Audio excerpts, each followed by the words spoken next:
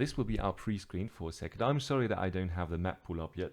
It was just a quite, let's say, a makeshift transition right there between those two matches. I'm sorry for that, but I will get to it in a second after we cast the first series.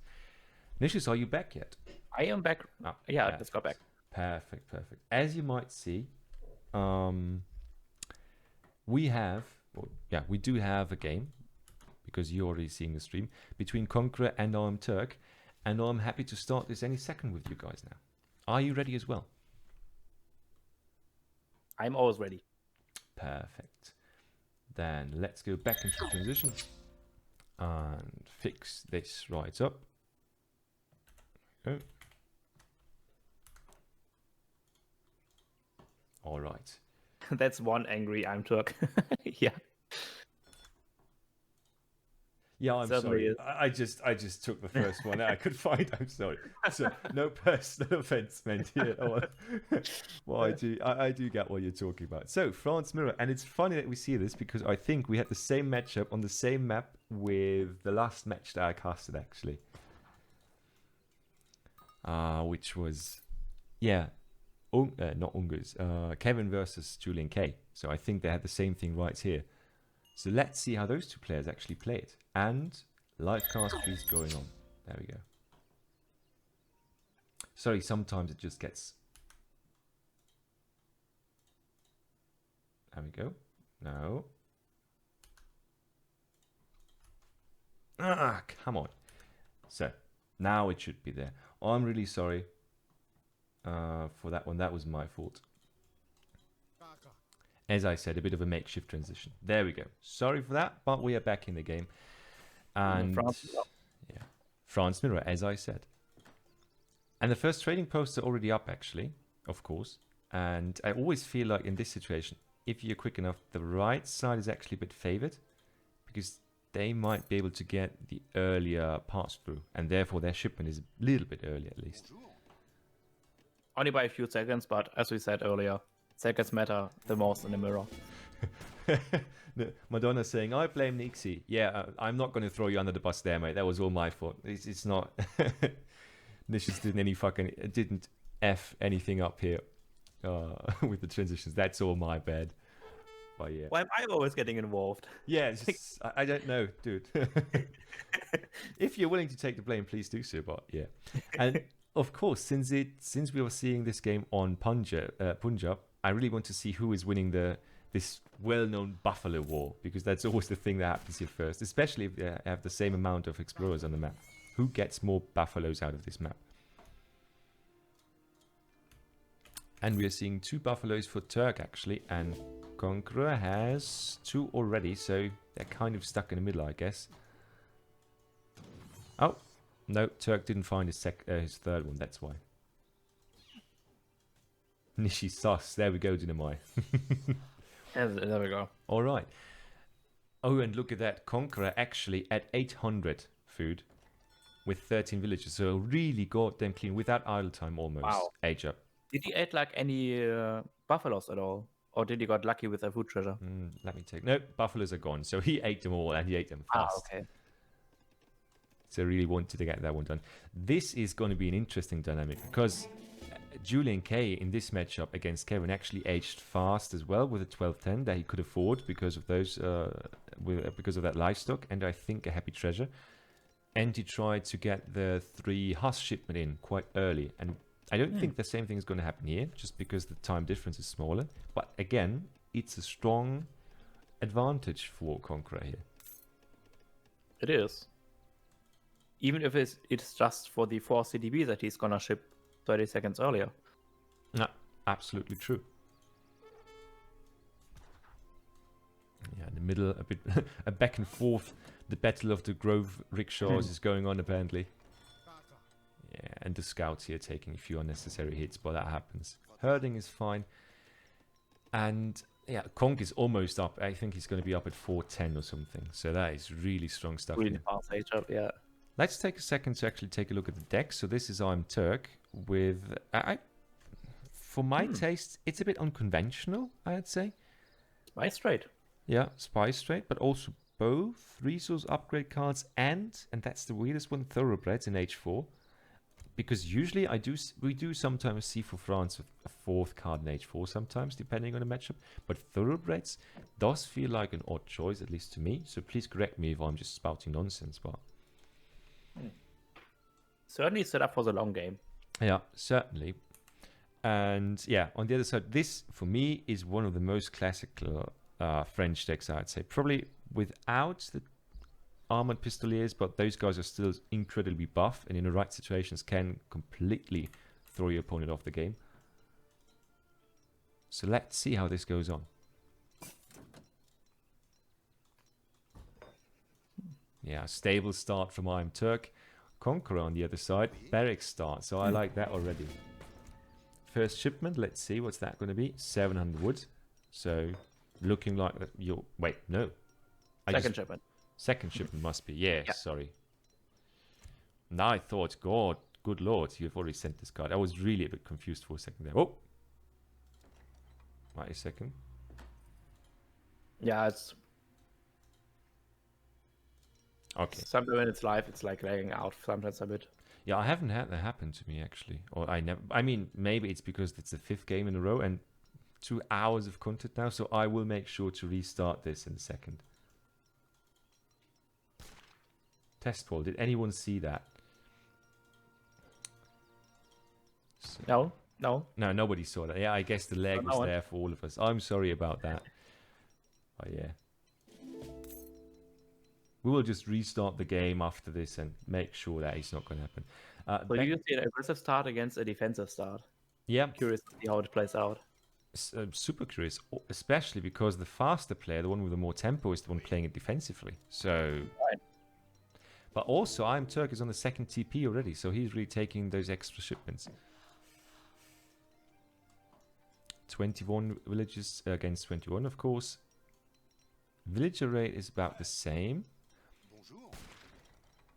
Yeah, now the 700 being gathered up. I'm really interested to see if we are going to see much stuff being done in H2, if they're just going for this semi-build with infrastructure in H2, you know, and then just go straight for an FF. Yeah, the 4 they still have the same buildings. Yeah. Barracks and stable and barracks and stable. Yeah, and that's already a good shot on those Hus. So iamturk certainly not being happy with that. Yeah, as shipment-wise, completely the same. Hunts, I mean, Oliveza pointed out that the hunts are pretty damn bad for Conk, but he's doing a great job, in my opinion, for pushing them into his base and under the TC. On the other side, iamturk does not seem too concerned here. But Conk should be ready to age up in a second or so. And look at that, 2 raiding groups, but also 2 musket groups. I love it. Yeah. That's some beautiful stuff right there. That's how you competently avoid that curve.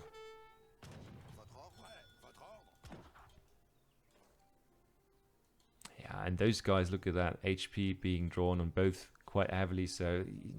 Yeah, haven't accomplished much, actually. Fully agree with that.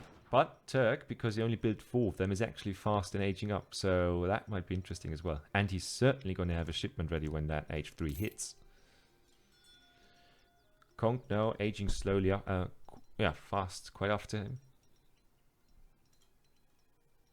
Anna Luisa asking about is the French mirror the most boring mirror or is the Brit mirror worse? I would say the Brit mirror, but The Brit mirror is personally worse. Fully agree there. Usually in H3 that is when the French mirror diversifies a bit, I'd say, and especially here with the different decks, I'm pretty sure we're going to see some different strategies and different approaches. Yeah, Turk hit H3 earlier, going fully into Goon. So I'm really interested what that's about, because he's... I mean, he knows that the enemy has musketeers, so let's see what he's making of that. Yeah, and Conk is just going for Skirm Goon, but without the first shipment ready yet, which is actually quite important. And here we see the difference between 2 TPs against 1 TP. Yeah. First shipment being Skirms here, so the mirror is already starting to diverse a bit. And no Skirms being built so far from Turk at all, actually. So he's going for full Veteran Dragoon combination. He had made a 1 batch of Skirm. Yeah, true. Walking there. Again, you caught me in a lie, it looks like.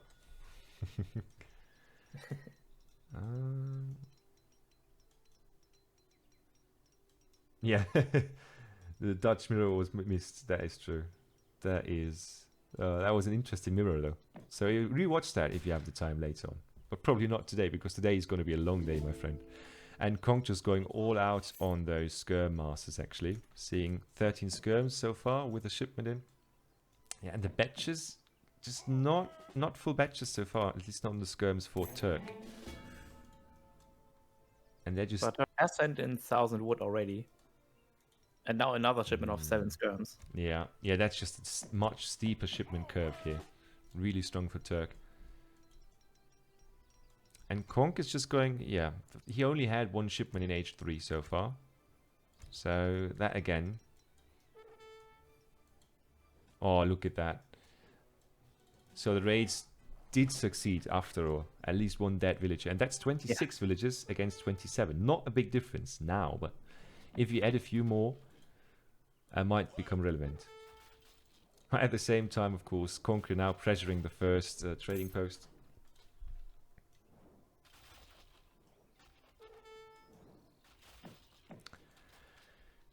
And Armored SA actually asking in the stream one question: can their players not watch the stream as well and see what the other one is doing and therefore adjusting their strategy?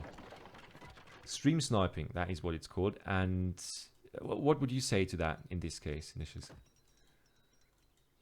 So first off, they have a 3-minute delay on their spectator mode. So everything we see is in 3 minutes advance that they are playing. And so stream sniping is not really effective per se. Yeah, at least not as heavily as it would be if this was 100% live all the time.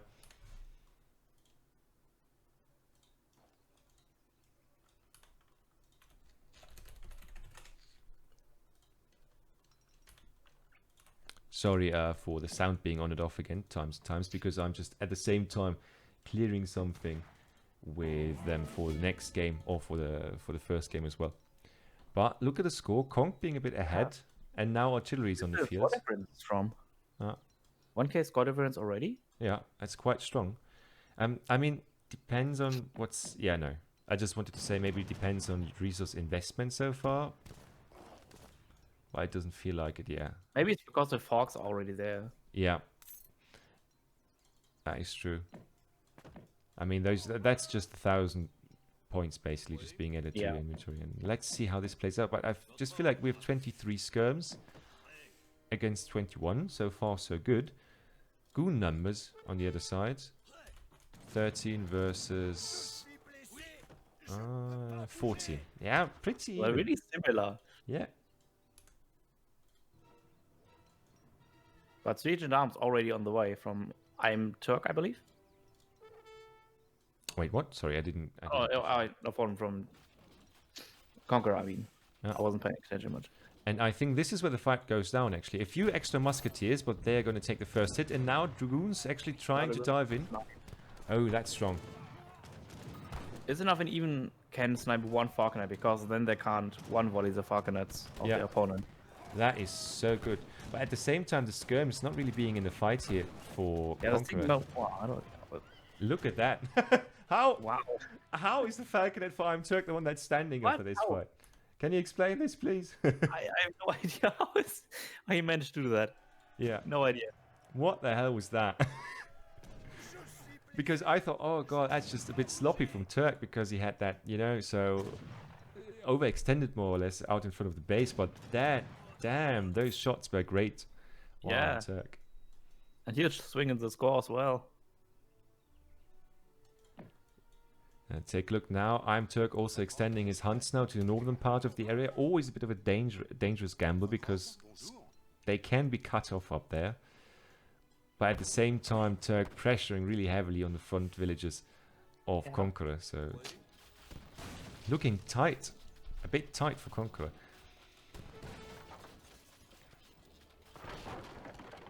And now, basically at the same time, what is happening?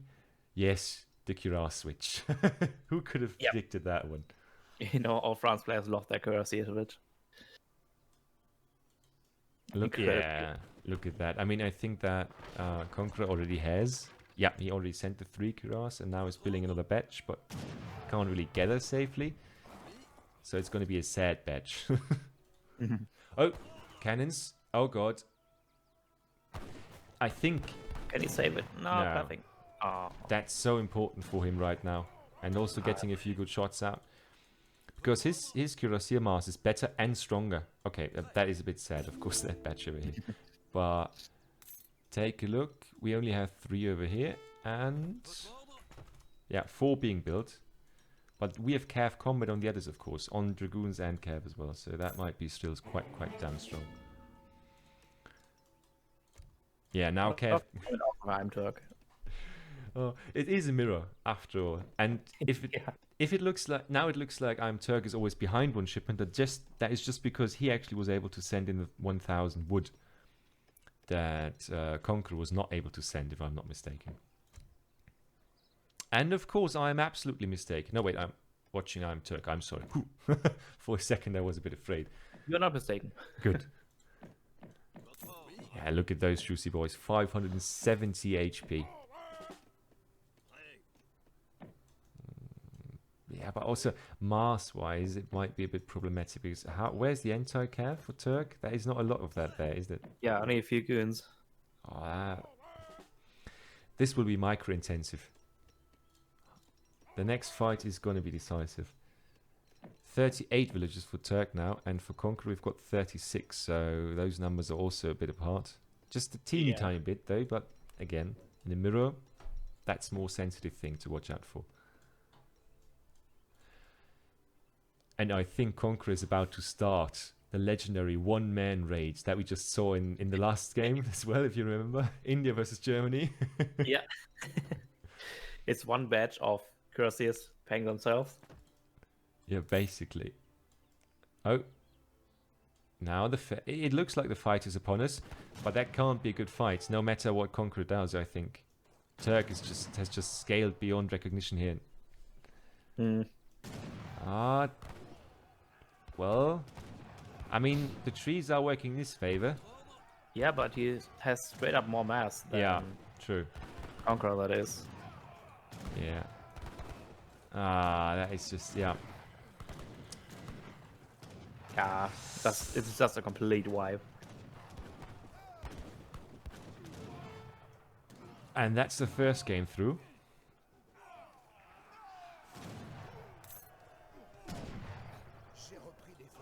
Rip those skirmishes. Yeah, absolutely. Rip those skirmishes. That poor guys, man. Poor guys. Oh no. Now it's... oh god. Yeah, I think at this point you have to GG, right? Set a massacre. Yeah.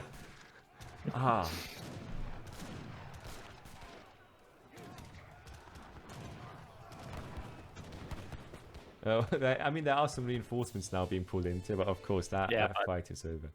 Yeah. Wow. Unfair matchup. Yeah, Anna, Louisa, I fully agree with you. Military-wise, look at that. iamturk just straight up slaughtered that. And military unit pop, that was the fight.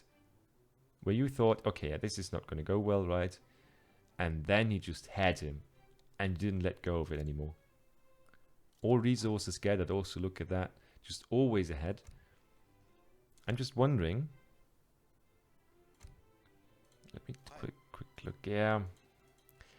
Did he just... oh, yeah. The one Cuirassier raid was almost there, but it didn't even get it there. He's doing a flank. God damn. Oh. Yeah, guys, I'm quickly going to switch you into transition so we can keep going with the next game. And after that, we should be caught up with them. And then we're going to do all the maps and all that stuff and make sure that we have the proper stuff and especially the proper layout here. So, next matchup is going to be fun. Now we see for the first time a DLC-civ actually, and it's Malta coming out from Conqueror, and iamturk is playing India. The map, by the way, is Hokkaido. So this is going to be fun. It's also one of my favorite maps because it has everything. Has water, has TPs. Yeah, fully agree. It has And what I love about it even more is that the big mountain in the middle, because that just adds, again, like with Dakota, it adds a lot of movement dynamic. You can't just run straight into it. You can't just attack from all sides, but really have to choose. And also it more or less separates the upper part of the map from the lower part, so water from the TP line. I really like that about it. So...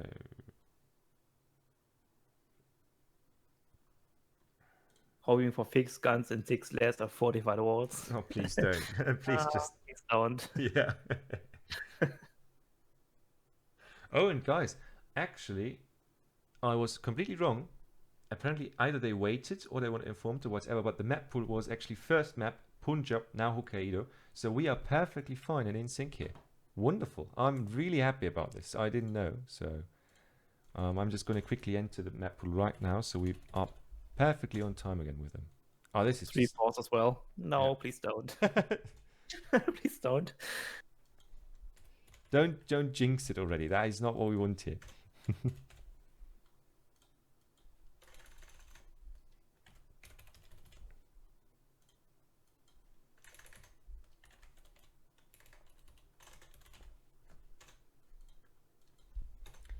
And the last one. And on this map, the TPs are actually separated, the TP heroes. So if you upgrade one line, it won't upgrade the other.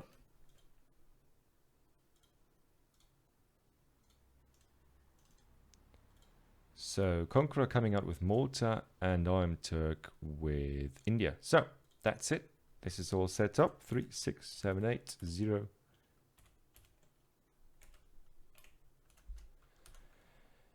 And we can finally dive back into the game. Sorry for the delay, but now I've got everything set for this entire series and we will be fine to start the cast. And off we go.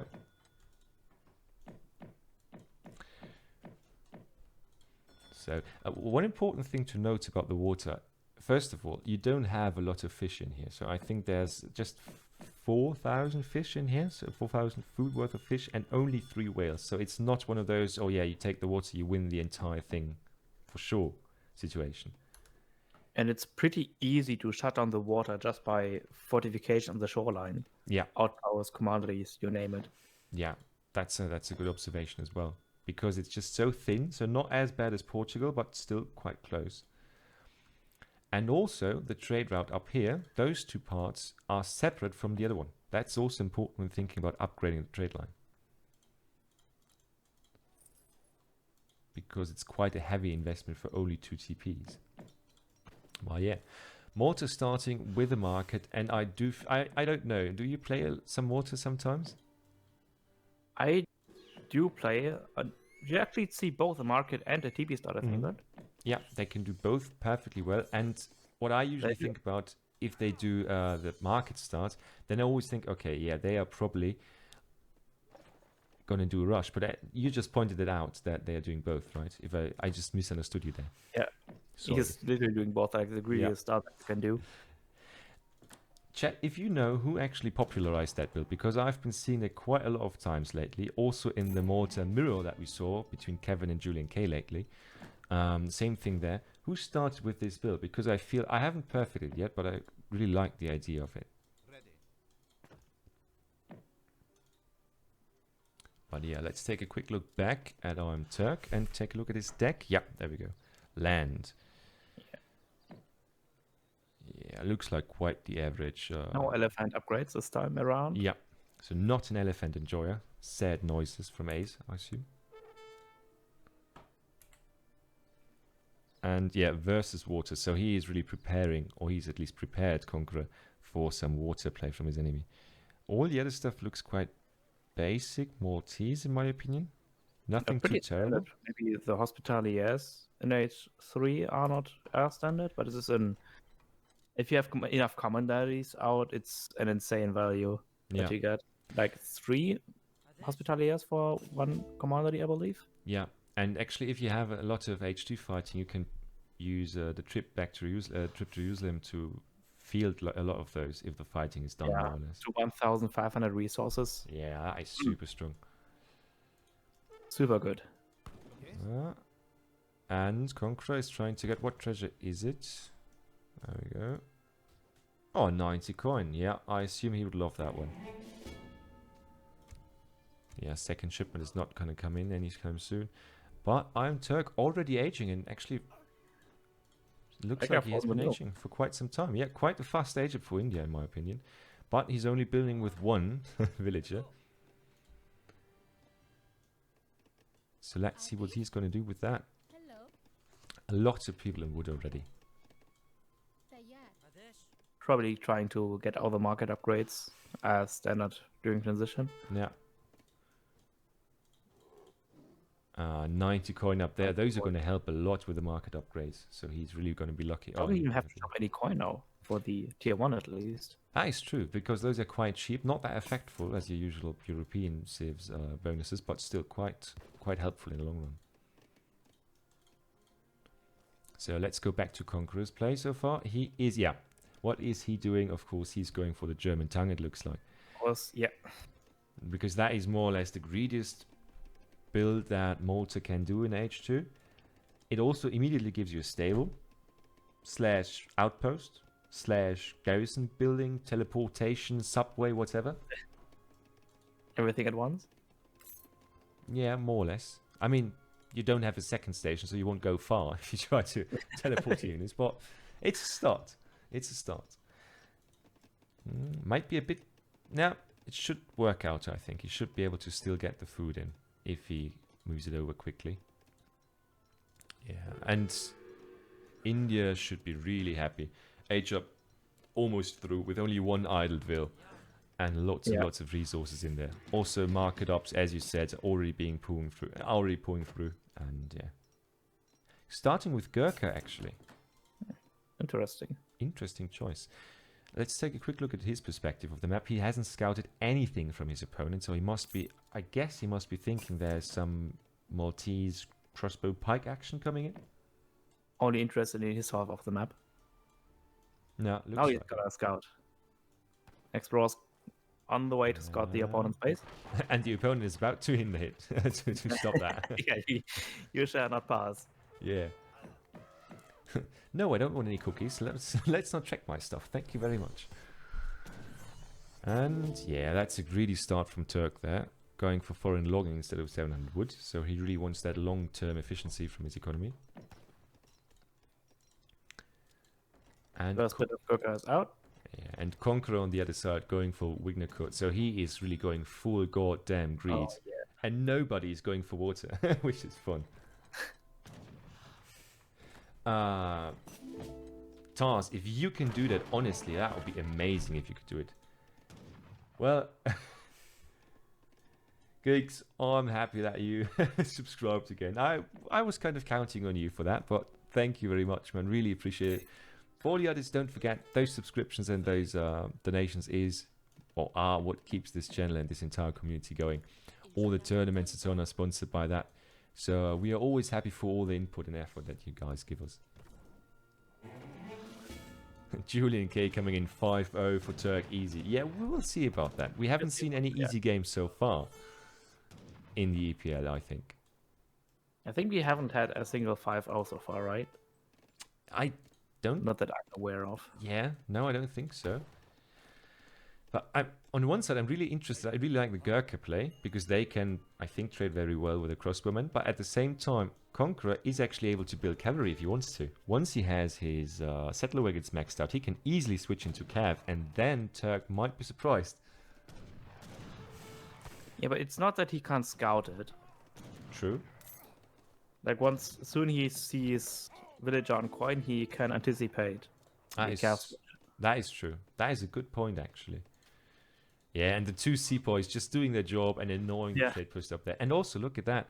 India now going for double TP and probably looking into investing into the trade route. Yeah. That's where the wood came. Yeah. Wonderful. Harcher asking how many series have been casted. So you casted one yesterday, if I remember correctly. Right, yes. One goes Danielek. Yeah, one was casted today, Opti versus Revnek. So we just casted one entire series, and there's the fourth one then, isn't it? Yeah. And later on the 5th one too. Oh yeah, later on. Yeah, there's another one after that. Yeah. So at least 5. And Tars, I like how you put that. A poll of predictions. So Conqueror now going into full eco mode because he has eco advantage right now. 28 villages to 26, and we've got 5 settler wagons. No, 6 settler wagons. So that's actually And 34. 30% gather rate. Or Yeah. 25 on top of that. Look at that. That's almost, just by a teeny tiny bit, almost CDP gather rates with steel traps here. Insane. And he's now trading some cavalry himself. Yeah.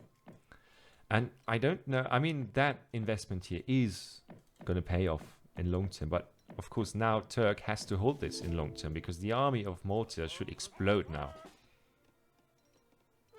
Don't forget also, these guys have 10% on all stats base value extra on top of the usual stats for Hussar. But of course, they also usually cost more. Yeah, they cost 10% Yeah. more and have 10% more stats. Yeah. Or something like that. So yeah, basically 10 each more. So actually Yeah. more coin than food. And yeah, it's a bit weird, but again, it makes sense because you're kind of paying for extra stats, but they also really profit from that. Also, and that's a fun thing, they shadow tech once you age up. Yeah. But they don't get the 2% HP upgrade from the Yeah. cards. That's quite important. I mean, this entire group of order units that can be built after shipping them or building them here in a commandery has these 10% extra stats, but doesn't profit from the Maltese civ bonus. And we see Indian monks going at it again. Skirm masters being bashed down. Some things never change. Absolutely, yeah. We just saw that in the first India game, and we see it here again. Yeah. 9.8 actually pointing out they also train 10% slower. I did not know that, and if that's confirmed, I'm thankful for the information, actually. Really thankful. Because again, we learned something. Sadly, we might have missed the dead villager here, but also reason enough to actually call the sentries out, and that's a good thing in my books. Yeah, look at that.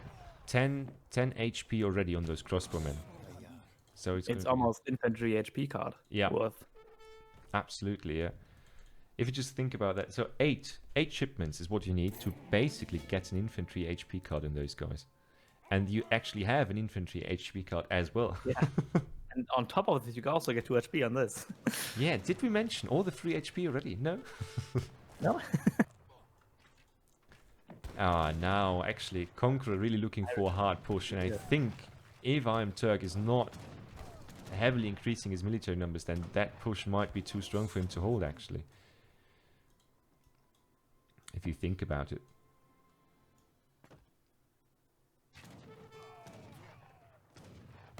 Yeah, double crossbowmen coming out now as well. Maltese economy is really insane at the moment. Yeah, I mean, the only problem is they might run out of stuff in their base soon, but they can just build towers up here and then just take the rest of the map. Towers. Yeah. Name it. And now some pikes for the siege potential as well. And, I mean, iamturk. Oh, he's in it. Oh, God. Charmander Gate. I'm just thinking about how that is profiting from that. It's scary. Yeah. Maybe Irumi might help. But there's a big hassle. Yeah, the calf mass is just a problem, I think. Although there is not too much anti-calf, so I mean the one elephant is surely going to help. And look, he's trying to engage here, just trying to force a fight to save the... Because I don't think the Conqueror is aware that Turk is aging, actually. I don't think he is. I don't think he has scouted any wonders. And he is just getting ready for their great pop. That is... Oh god. Kong really has to watch his micro here. Because he might just lose it all if that elephant pops in the back of his army. If he can bait the calf away, this Mahao would be... Could have a great connection there. Yeah. But and it is gonna have... Yeah. Sawa's coming from the sides. But too many Irish Brigadiers in there, I think. Oh yeah, I forgot about those. Yeah, it's insane in melee. And also, what we just saw... I mean, what we just saw is, I think, really the effect of the latest Sepoy nerf, because those guys were an absolute menace to Cav in earlier days, and now are just more like semi-aggressive bears, which is still aggressive, but not as strong as they were earlier, you know? Oh, look They're at like that. Janitories. High HP and like not high attack on calf. Yeah, yeah. Just to force a Alliance on either Rajput or not Sours, Zamuraks, of course, or Howders. These are your three options basically. But yeah, more to just clean this entire thing. I mean, let's take a look. We've got some Zams on the way, but I don't think they're going to fix the problem here. No, they don't. Not really. Yeah. There's not much calf left as well. Like only 5 Hussars. Yeah. And Conqueror even getting Amalgamation to max out his greed as well. Oh god, yeah, don't forget the Wignakud thing. So basically this green circle around the units, right, that stands for the buff they get when they are close to TCs or commanderies. That applies on top of already researched bonuses, if I'm not mistaken. So, I do believe so, yeah. Similar on how the what's called Kanimata is working as well. Yeah. I think all auras work that way. Yeah, yeah. No, I know one example. The TP aura from Lakota doesn't work that way. That I know for a fact. But that's about it. Sorry, that's just my 2 cents of geekiness. Just confirm the rules, right? Yeah. Ah, look at that. Those samurais, if they're caught out in the open... Yeah, okay, he doesn't do that. But Conk now aging himself, not using... Oh, he is using. He has used the hospitality. That basically gives him fast age up, and also, and that's quite important, decreases the cost of his upgrades for the crossbowmen and the pikes. And I think everything in his Rex by quite a lot. 150, I think. Yeah, look at that. It's all 50-50 now. So yeah, it's permanent, that upgrade. Quite good. Yeah, but Conk is wasting a lot of his quite expensive Huss, though. That is not great to see. Trying some Sentinels, which also got nearly buffed in the latest patch as well. Oh god, here we see the first shipment coming in. So I'm sorry, Anna. Sorry we got to see this. But actually, India is one of the civs that can perfectly deal with this with the elephants, because they do extra damage against artillery and buildings, which is a tag. Is both tags are on this gun, so that should be short work if they come out for turn. And they also have high mobility. Yeah. So I can dip in and out and really quickly. Yeah. At the same time, though, the crossbowmen, once they get their good upgrades on range and so on and so forth, can easily and rather cost-effectively snipe those out if they have to. That's also true. Yeah, look at the vet crossbow. They don't have any upgrade cards on them yet. They just have the HP they get from their normal upgrades. Oh god. Turk just dancing over there.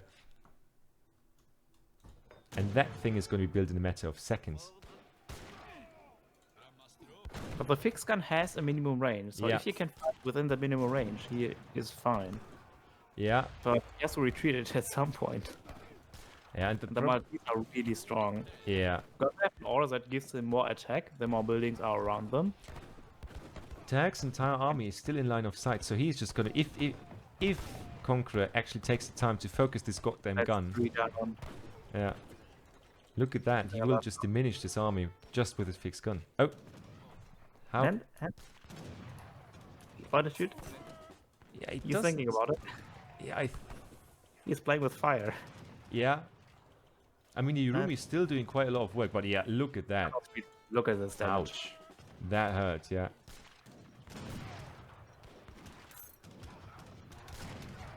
And still, I mean, even after he lost basically his entire army, only 2k score leads. Now 1.5k, but still.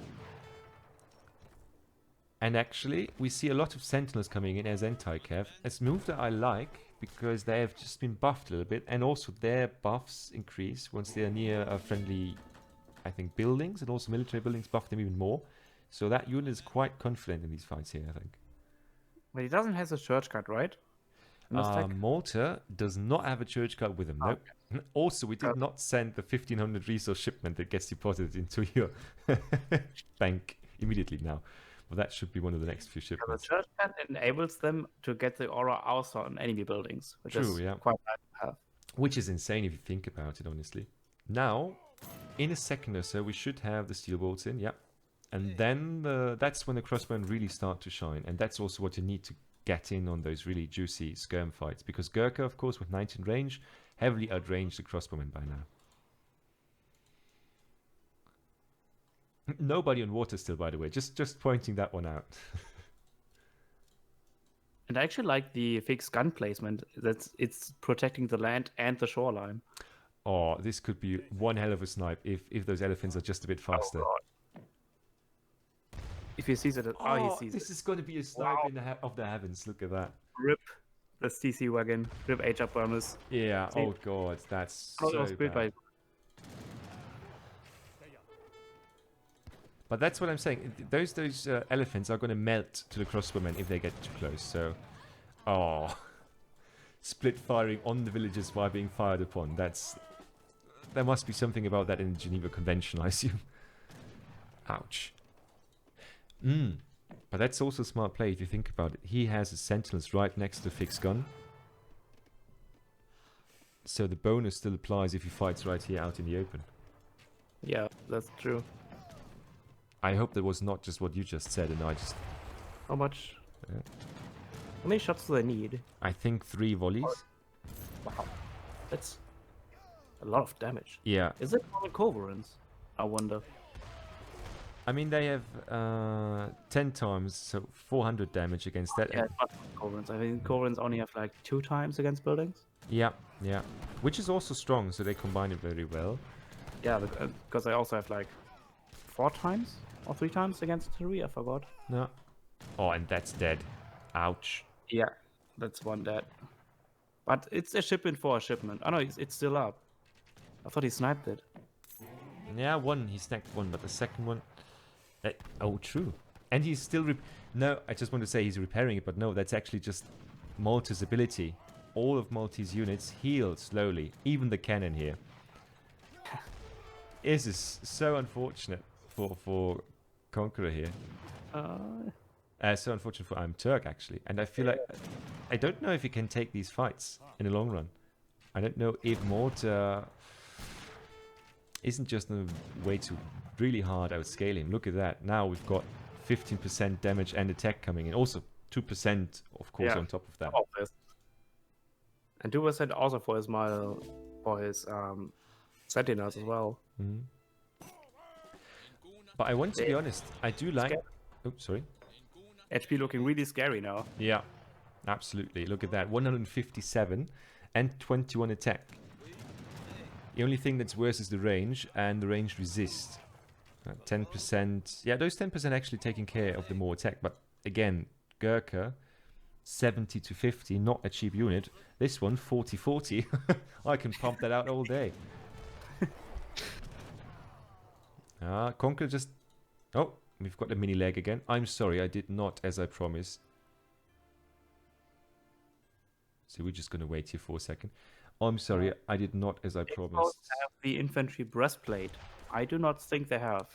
Nope, no arsenal. Yeah, there we go. You just... Speaking about it. So that's even more HP on those crossbows. Look at that. The fixed gun still surviving just because of the HP it has healed now twice. And guys, we're about to set a new record. 273 viewers at the time. I'm goddamn proud of us. Man. But now finally, for the last Yeah, volley. there we go. Okay, now it's good. You have done your work. Finally done. Yeah, and as you said, infantry breastplate coming in for an extra 10%, so that's going to be 167 HP in a second. One fixed gun killed 20 Gurkha. Yeah, that thing really got them off. Not only Gurkha, but also Zamrax. Yeah, dude. That was a lot of money shots in there. But on the other side, we see some commanderies going out and town centers from iamturk also popping up here. So the northern area is also going to be heavily contested, I feel like. Yeah, and look at that.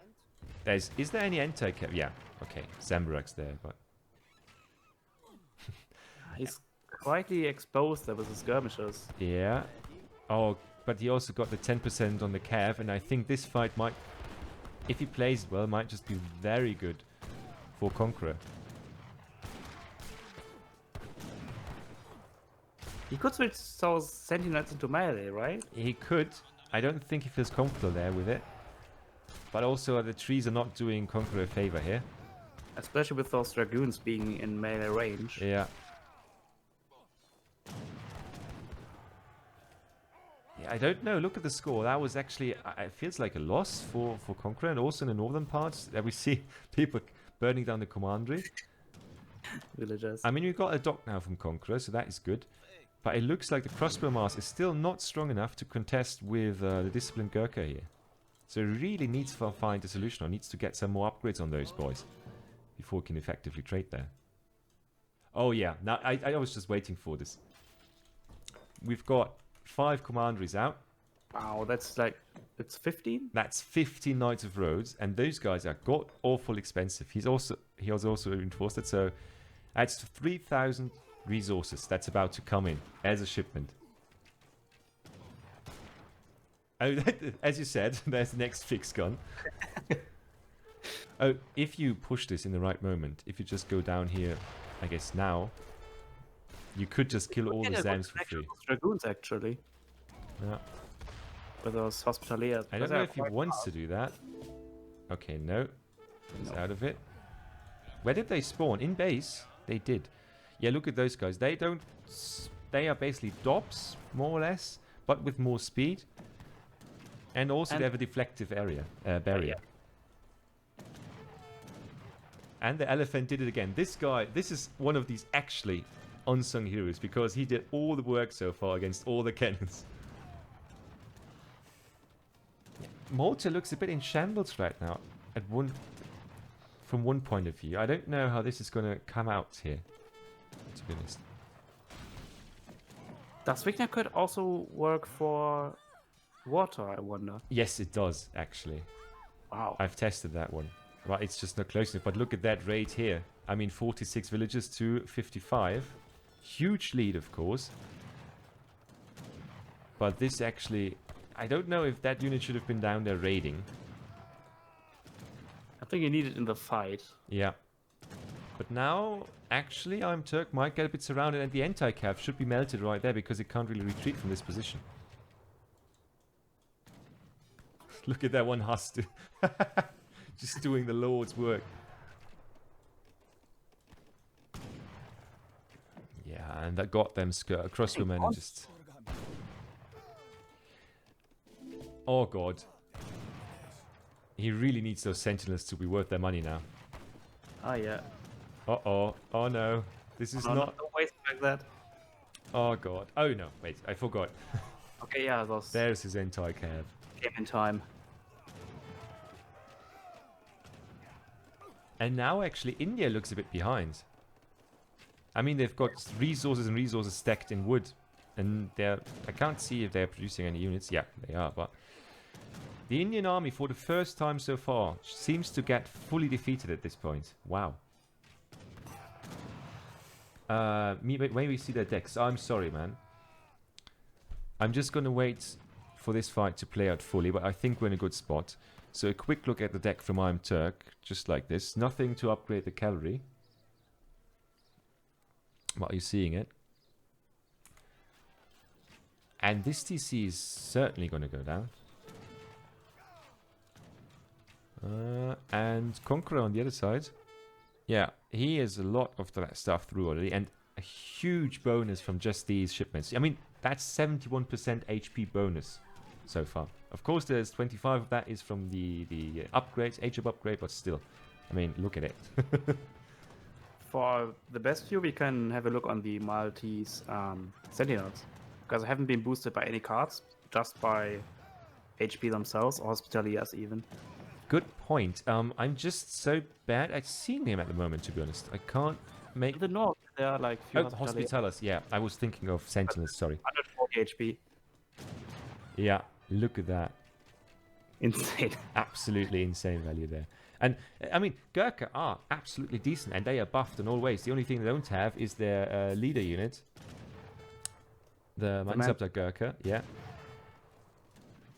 And they still, I think, those guys would still shit on them, even if they had that one with them.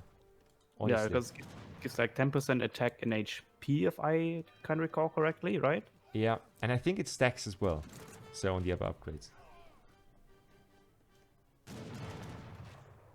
And we are still talking about more expensive units with like identical stats.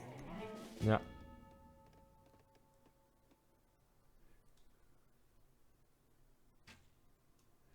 Oh god. Yeah, and look at the score now, 7k difference. But Turk not ready to give it up yet. So both players still fighting on.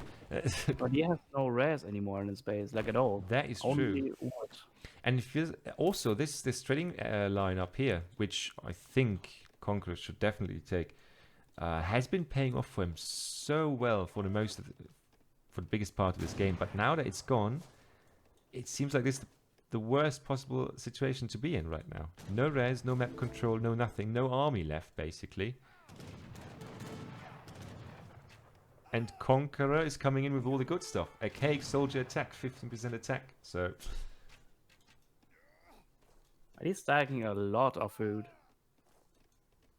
1700 by now. yeah, I don't know. Yeah, maybe he could send through Virtuosa, which would not help with the food at all. But yeah, he's just queuing villas like crazy now. 48 villagers, by the way. He's doing all of this with 48 villagers, while iamturk is on 62. But I would assume that he's on the worst eco right now. And he also has those triggers as well. True. Of phone logging as distributism. Mm-hmm.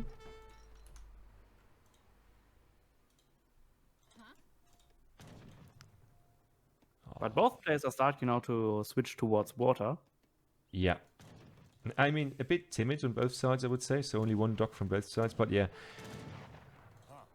Turk just needs to kite and to micro this like complete crazy, man. And still, I mean, those units are just 24 attack by now. Look at that stat, 24. I mean, even to me as a Howdy player, that is impressive for Scum. Yeah. For 80 res units. Yeah.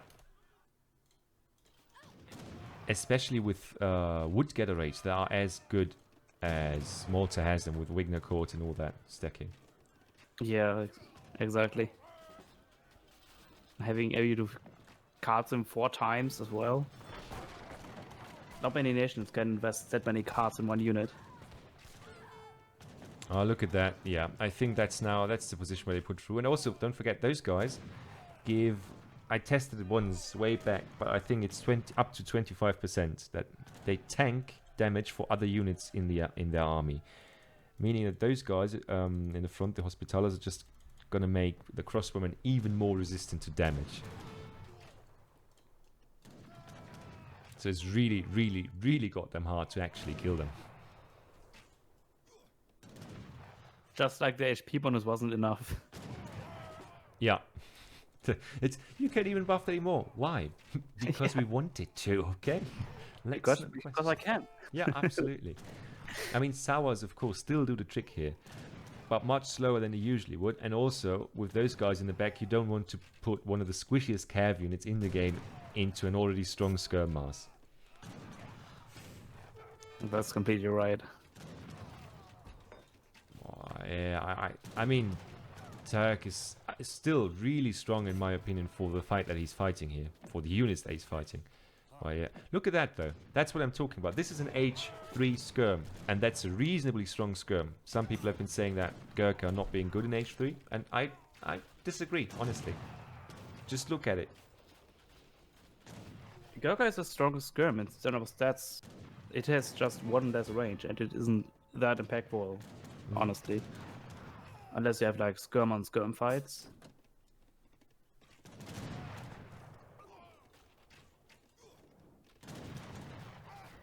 Yeah, but look at that. I mean, just the mass. And I mean, Conqueror doesn't even need to care. He can just siege this and push on with his veteran crossbowman army, because there's nothing, really nothing, that India can do about the skirm mass, really. And even if they can, we just build 5 hospitals and replace them. Easy. Yeah. And there we have the GG. Yeah. Wow. But honestly, I mean, I feel like most of you in the chat, I feel like this is a better matchup for Maltese, to be honest, because they can, if they rush into it, then India is having a hard time, I think. And also, the scaling of the skirms is insane. So the scaling of the crossbowmen. Speaking of that being a good matchup for Maltese, that's what I'm saying. iamturk played this incredibly strong, in my opinion. And the resource is actually in favor of iamturk as well. Only by a little bit, but... Yeah. But look at those numbers, though. And I thought that Conk was the one to lose out in the trade. But he, of course, in the end, had the better trades. Really strong stuff here. Let's take a quick look at villager numbers. Right, Conqueror ahead most of the time in villager population, actually. So that is fair. And now compare this with all resources gathered.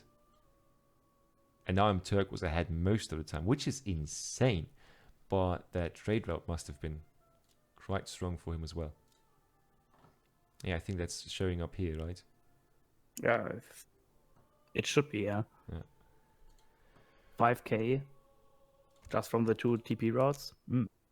Yeah, fully agree. So guys, let's go back to the transition. This time I can actually set up our nice little in-between screen, if I want to call it that. And there you go. That's the matchup so far. The next map is already being displayed, Hokkaido, and I think, what was the next one? Should be there in a second. Yeah, Acropolis, which is an interesting pick because I haven't seen that map being played in a... Wait. What was that? Oh, you start on those hills, right? With those towers. Is it Acropolis though, or did I... Yeah, it was Acropolis, I think. Sorry that I'm not too sure, but it's just such a weird map pick in my personal feel, you know. I was confused when I saw that first. But actually, the next game is up already, so we are catching up with them step by step. And I will just quickly show you the next civ choice or civ pick, and then we are going to go right into the game after I get myself just one glass of water. Please, you guys have to allow me that one. Otherwise, I'm just going to slowly dry out and die like SpongeBob in the SpongeBob movie. Oh, yeah. Spoiler, he didn't die, but... What? Spoilers? Oh, sorry. So, all right. We actually have... Oh, we have an Asian mirror. Not mirror, sorry. An Asian competition. We've got iamturk with Japan and Conqueror with the Chinese. So that one is surely going to be fun, guys. Let's quickly set it up. Conqueror with the Chinese and iamturk with Japan, if I can find them. There we go. Is it a little Chinese favorite or was it Japan favorite? It was like back and forth the entire time, I think. On top player levels, I always find it hard to judge that because it's so different from my experience. My personal experience would say it's certainly Chinese favorite just because of the tempo they develop in H3. But at the same time, Japan, if played properly, can be super strong. It's just I've never been able to utilize that fully. 4 tower versus 5 tower incoming. Alright, I'm looking forward to seeing if you're right, Ezra.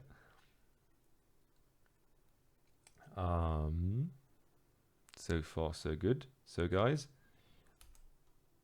transition period for a second. 3, 6, 7, 8. There we go. And that's the moment when I catch my water, actually. So, ladies and gentlemen, welcome back.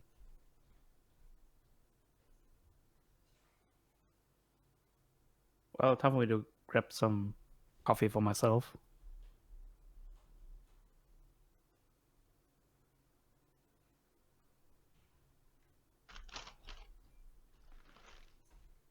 I'm running out of baguettes. Oh, I need more baguettes. Fuck me.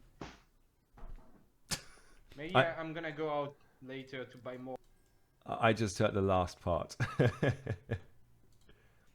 All right. Are you guys ready? Because I am. So let's go into the live cast and start this.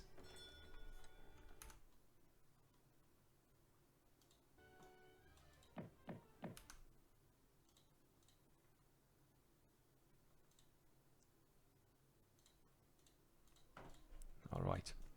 In the southeast, we've got iamturk with his Japanese. Northwest sees the base of Conqueror. And the special things about it... Seepcha, there we go. Yeah. Sorry for that one. We see battery towers on all sides of this little hilltop, you could say. It's a really strong defensive position. So for Japan, that's quite favorable. For China as well, though. So we'll see how this works out. Especially because I feel actually for China, especially for the... Wait. Okay, guys, we might have a bug here. Because there's 2 cannon towers. What? That's 5 cannon towers, isn't it, for iamturk? I'm just going to quickly tell them, but I don't know if they want to rehost. That's rigged. Yeah, that's weird.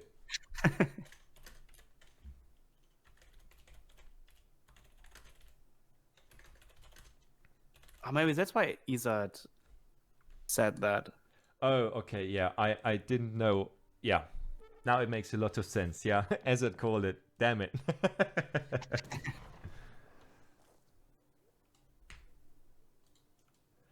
Taj, thank you for being a help so far. Really great having you here and helping out with everything. All right. Yeah. So enjoy the rest of your night, as we will enjoy ours. Be sure of it.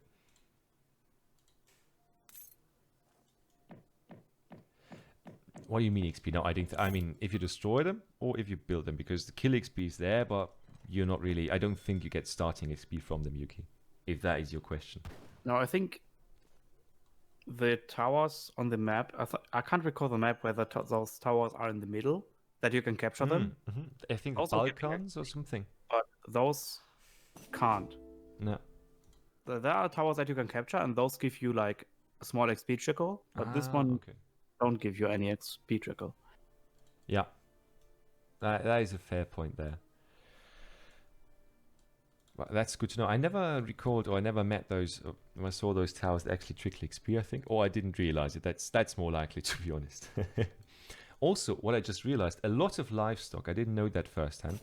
So that means for both civs, this is a great thing, I think. Because, of course, China can just get them under their village and really, really fasten them up. And on the other side, you can build a nice little temple economy, or a nice little shrine economy, just with the others that you find for Japan.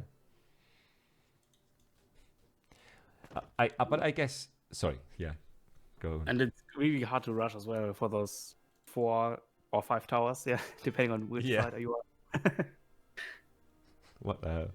But also, don't forget one thing. As many people have been saying that it's a bit China favored, or some people have said it's China favored. I mean, probably the 3rd tower is balancing it out, I suppose. I don't know. Yeah. Oh, God. It just feels weird. By the way, I informed them, or at least I wrote it in a group chat that we have open, but I don't, by God, I don't know if they read it in time or if they even care. But we will see later. Acropolis should probably be scratched from that map pool, though. Probably, yeah. Or from further map pools. Oh. Kellen saying Turk should honestly delete the tower. Yeah, I feel what you're saying. The problem is I don't know if iamturk is aware, because it doesn't see anything of the enemy's base.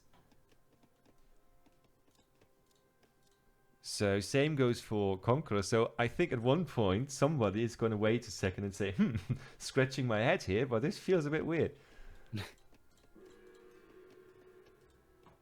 Yeah, it gives... Yeah, 70 is actually correct, by the way. Kill XP is 70 XP. So if you get that down, then that's actually going to benefit you quite a lot.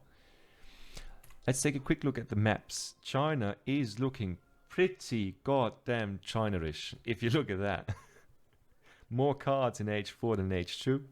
Alright. All the upgrades, Manchus, double-faced armor, of course, repelling volleys. All of the good stuff in there. Japan on the other side, just Heavenly Kami. That's also the card that we saw. And the rest of it, I mean, is pretty standard to me, it looks like. Yeah. It's like as standard as it can get. Mm. None of the new cards in, the Shrine Wagons. Oh, and look at that. Turk actually aging up with a Consulate, so we might see some action here. consulate with the Shogun Shrine, which gives him, of course, extra points to spend in the consulate.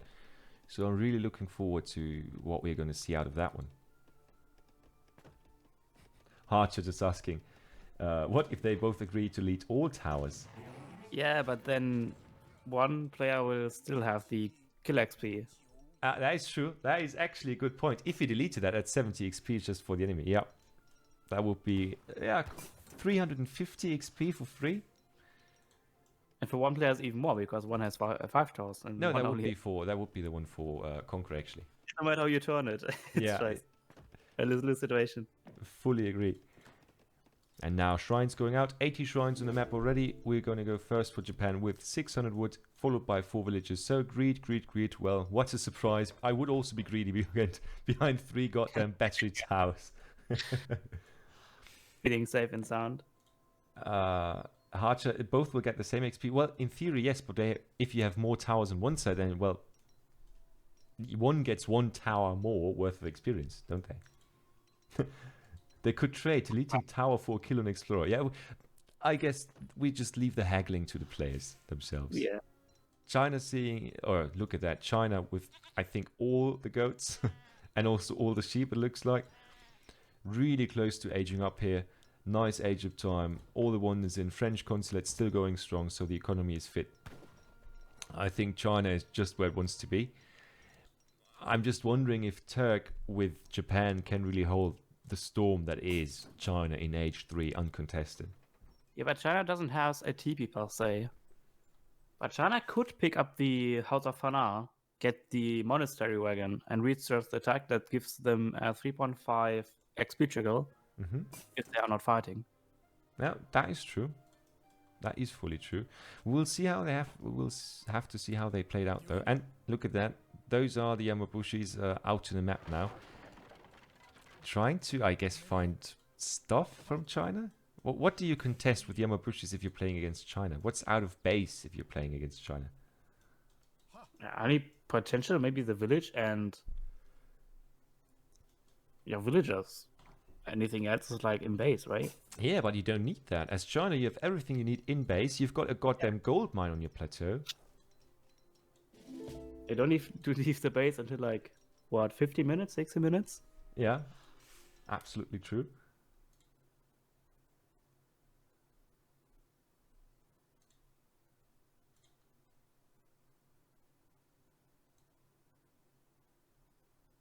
I do like the same build order we have seen like 3 times now with China. Temple of Heaven into the Porcelain Tower. Yeah, it's just the prevalent build right now, right? It's a dominant thing on the ladder right now just because of the Summer Palace nerfs and the huge potential if you go Cav for the Temple of Heaven. And I'm sorry guys, I just have to quickly tap out again of the game. I know I've been doing that 2-3 times now, but I'm just trying to get the setting right for the chat. There we go. Now I can see you guys again. Sorry about that. There we go. Back in game. Age 3 coming in for Turk now with the Golden Pavilion. Right on the back of his base, of course.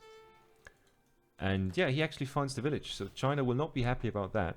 Although China could just pop the skirms out there. And yeah, he's about to do just that. Yeah. Get out of here. Yeah, those Yamabushi are not going to see the light of day. Yeah, I just want to say I would have been surprised if actually more than half made it out of that situation. This cover mod actually saved him 1 Yamabushi. Oh, nice. That was very tactical then. I mean, cover mode is honestly, that is in the right situations that can win you entire games, of course. Pike's just being able to tank basically 50% more damage than usually. Yeah, and now it's on the hunt for shrines. We all know it when playing against Japan. This is just something that happens all the time. And Turk at age 3 as well. Let's see what he makes of it. First of all, 7 villages. Let's go for the greed and all the greed. The ladies are only Fana, yes. You only have Fana allies here on this map. No, pretty much. For those of you who don't know what those guys can do, I mean, the units are alright. The F-Zone is just a higher hit point skirm in H2, which is quite potent if you use it well. And the Boya... times multipliers against heavy infantry on base. And the Boya is also a really strong cavalry with 1 rate of fire of attack. Which means once those guys get into combat, the DPS is insane. They also have a small multiplier on artillery, if I'm not mistaken, or something like that. No, good siege attack. 7 movement speed, I believe. Yeah. It's a really fast, hard-hitting kind of unit. Or fast-hitting kind of unit as well. Really interesting to see. Again, I forgot to restart the game. That's my bad. But usually with just a second in delay here, we should be fine again. There we go. So I will stop. I will really restart the game after the next one. I'm really sorry about that. Keep forgetting it just because it was quite quite a lot of work to catch up with those guys again. And head mortars to have the answer to the towers. I think he shipped them, right? Yeah, 7. hand mortars. I mean, those guys, I think you have an 8 hand mortar shipment. That's usually your answer to artillery as well. 7, okay, not 8, but still strong. And those guys, we can't see right now, but those are quite decent against buildings. Especially if they have some time to fire. But, and that's a problem, they really quickly die to anything that attacks them. Basically to really anything. Yeah, they have less range and less range with this as well. Only 50% compared to 75.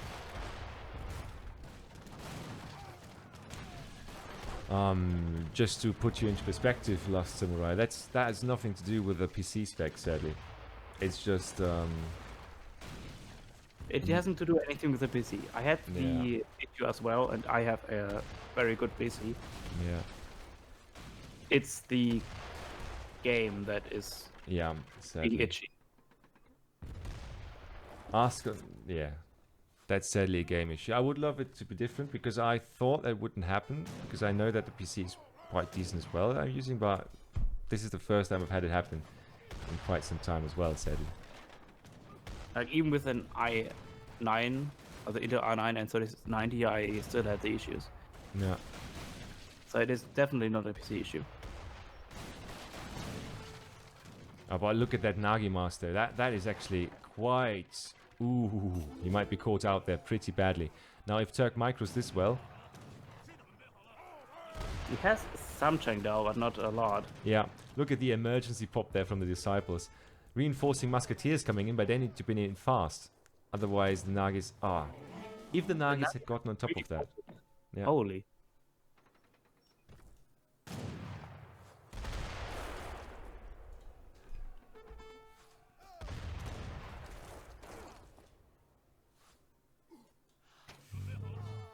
Nice. Focus damage on the anti-cav and losing a lot of anti-cav again. So actually, for free. Yeah, I don't think that did a lot to him. And the how he works with the Yumas is just beautiful in my opinion. Yeah. Although I hope his smoke effects are not as thick as mine. Otherwise, this must have made this fight here really hard sometimes. Yeah, look at that. Each shot is a dead Sung Chung Dao. Each shot is a dead anti-cav unit. Really good job at focusing on this anti-cav, so the Nagi. And we just saw Transcendence again, so the cav healed up to his full potential again. Nagis, though, not caring about anything. The Nagi have more HP than Chinese cav. Oh, he needs to be careful, though, because he doesn't have that much cav alive anymore. So he really needs to do some damage now with leftovers. Yeah, now the snare is on and he might just... Honestly, he might just lose out here. Depends on what we have as reinforcements. But... Oh god, China is also losing a lot of skirmishers.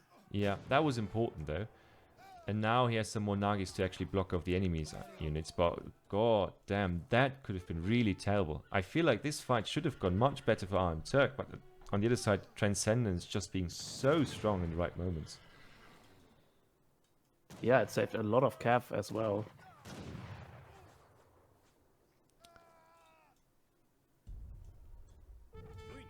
And over there, yeah. China now just using the leftover hand mortars to push out on the map and put as much pressure on the shrine economy of Japan as possible. I don't know if Japan is going to care much, honestly. They are almost out of food, however, so perfect timing to ship in these rickshaws. Yeah.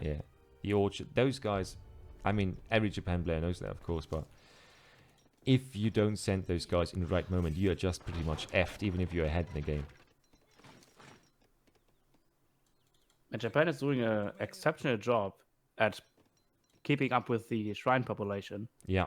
It's constantly getting sieged down, but he's still at 190 population. Yeah. That is really impressive. And at the same time now we have a much... Oh yeah, look at that. That's the hard counter here. Manchus. Already strong units by themselves, but the attack speed and the high multiplier against cavalry makes them even stronger in the right positioning, which is always behind the skirmass here, of course. But those guys melt cavalry, any cavalry, if it comes too close. Come on, Hart. It's not making shrines impressive, but just keeping up with shrine numbers while being besieged on all sides at the same time. And now Yumi's doing what they like to do, namely trading with lower tier skirms. Nagi's coming in, but I mean the Manchus alone should be enough to carry this fight. Ah, that's some poor positioning there. A hand mortar is now also firing on the units. Rip. Yeah, doing little damage, but still decent. It's still damage that you don't want to ignore. Yeah. And this fight feels exactly the same way as before, just reversed in the sense of China should be winning this clearly, but it doesn't look that way fully, I feel like. And only has like half the Manchu mass remaining. Yeah. And this is like his entire anti-cav as well. But it needs to focus the Chengdaos more, otherwise, I don't know. Score still looking okay. Kong sending in Chengdaos. Some more reinforcements also coming in from the upper area, but Turk... Japan has the defender advantage, we don't have to forget about that. Yeah. Because his reinforcements arrive much faster than Chinese ones. And he indeed cleared this pretty much up. Yeah, nicely done. Honestly, I didn't think it would turn out that way. We have some more Cav incoming. Do we have Cav HP? Yeah, that one has been on for some time, I assume. Simics, yeah, I agree with the stop the death ball being an interesting, to say the least, mechanic here. Quick look over at our Chinese guy. Yeah, he of course is getting back his Shaolin Master. As we already said, one of the strongest, probably, scouts in the game for fights. But now China's pretty much out of shipments, out of unit shipments. Yeah, their steam has considerably been boiled down, I assume. So iamturk has quenched the fire that is China H3. Oh, and now he might just do to Conqueror... No, he might do the same thing to Conqueror again he did last game. Just deny a TC. Not denying the TC, but denying the TC while it's almost fully built. Oh yeah, that means if he destroys this, there are almost no resources being refunded. Yeah, like 40 wood maybe at best. Yeah, but he can't do it. Just too much stuff on the field there. Yeah, but now, score lead for Japan. Not by a lot, mind you, but... Yeah. Just to keep chat updated a bit, because you guys were saying what nerf happened to Yumis that lost to... I don't feel like they lost to the Skirm Mars. They lost just... If they lost to the Mars, because there was just a lot more arquebusiers there than there was Yumi. And also there was a lot of other stuff they had to shoot at. And Dunamai asking what changed now that people realized how strong Transcendence was. I think just the fact that people more or less were suddenly forced off the Summer Palace Agent. I think it was just that Summer Palace was that much better than the Heaven Temple. Oh, look at that. Garja also saying Transcendence itself got tweaked so that it now heals all units to full. I did not know that. It makes a lot of sense though now that you're saying it. Conqueror just being one lucky Son of a gun right there. Because that's what... How many villages is in there? 17. That's third of his eco. But it will go down in the end. Oh, And army. yeah, It's he's still he, the middle of the map. he's going to lose them all. Look at the build numbers. We started at 50. God, no, not like that. Under 40. That's like half the economy almost gone. Yeah. Ouch. And now, of course, we have an interesting unit mass here. We have Huss Musk, actually. Huss Musk against Pike, Kev. But that was a bit early to use Transcendence, wasn't it?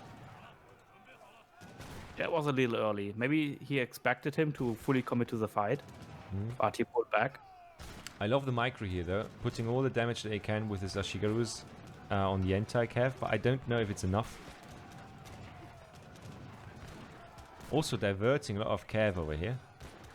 But he needs to get on those skirms, otherwise if that number here gets diminished, then he's losing the fight again. And the fight is like all over the place. I love it.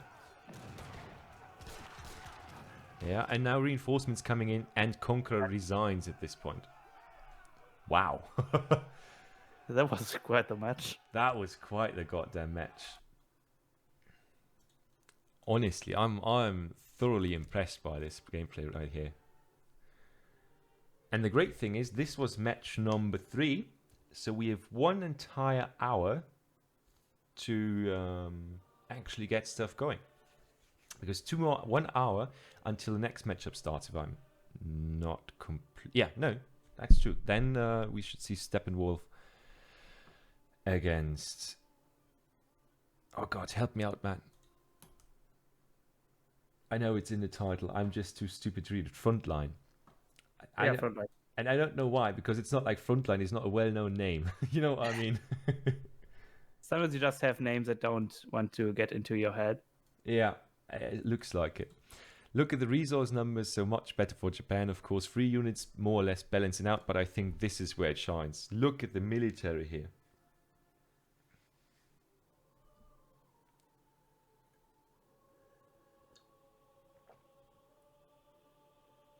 Incredible. Yeah. Again, they from. That is an insane kill death rate. I get it. These units are weaker, but still, that's an incredible KD. Yeah. But look at that as well. I mean, villager numbers, right? Villager population. And there we go. 51. 35. Well, about that. Military unit population as well. Conqueror's fights were always terrible for him. Just because most of the fights were done in iamturk's base. But I want to be honest, I don't know if... How to call this? I don't know if the third tower in front of the base really did a lot for iamturk. I mean, what's your opinion? It's just... These towers, I think the towers actually helped China for the experience. Mm-hmm. That's a pretty good much point. got them for free, but like no contention at all. And at the same time, it bought Japan time. So I don't know. It's like a double-edged sword, right? Mm-hmm. True. All right. Is the prediction live now? Yep. There we go. The map is Saguenay. Yeah, Julian Pasha. So, back into transition. Live cast.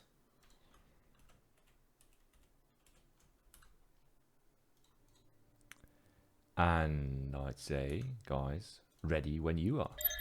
Let's start this. We're into 17 seconds actually, and the first stuff is already going on. Let's take a quick look what Conqueror wanted to scout at the start, because usually what you see from Portugal is that they use their spyglass ability really fast. And I think he just wanted to make sure if the trade line is in the middle, which is very smart. This position here would give away if the trade line is running this way or just vertically. Really interesting idea. And of course, Saguenay, for those of you who don't know, and also for those of you who might have forgotten, can spawn in 4 different versions, I think. Namely, 2 winter versions, again, with different trade routes, and 2 summer versions, with the summer versions just generally having more livestock on it, and more resources, more fish, I think, as well. and also livestock they can find on the map.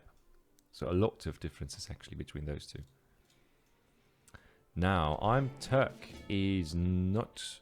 Yeah, he's on the western side here.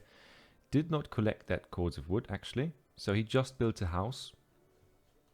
I have seen that build often and sometimes when you see people go for an FF, just because you will almost always get your 120 food for iamturk. That is strong. That is hella strong here. Wow. Predictions up? Wonderful. Did you do that, Goix, or was it me? Just to verify. Alright, and that is a sad start for Conqueror here. He just basically getting beaten down by Vasquez here, and of course Vasquez's dog. Can't feel too good at this moment. Conqueror in his base, he started with a market start. Yeah, hunting dogs is on those guys, and he's going to age up. Oh no, that's actually iamturk. With 14 villagers, he's going to age up at 2020. Think about that. That's an age of time. Sorry, errors. I'm really sorry. That's out of my hands, that kind of behavior. If you vote before something important happens in the game.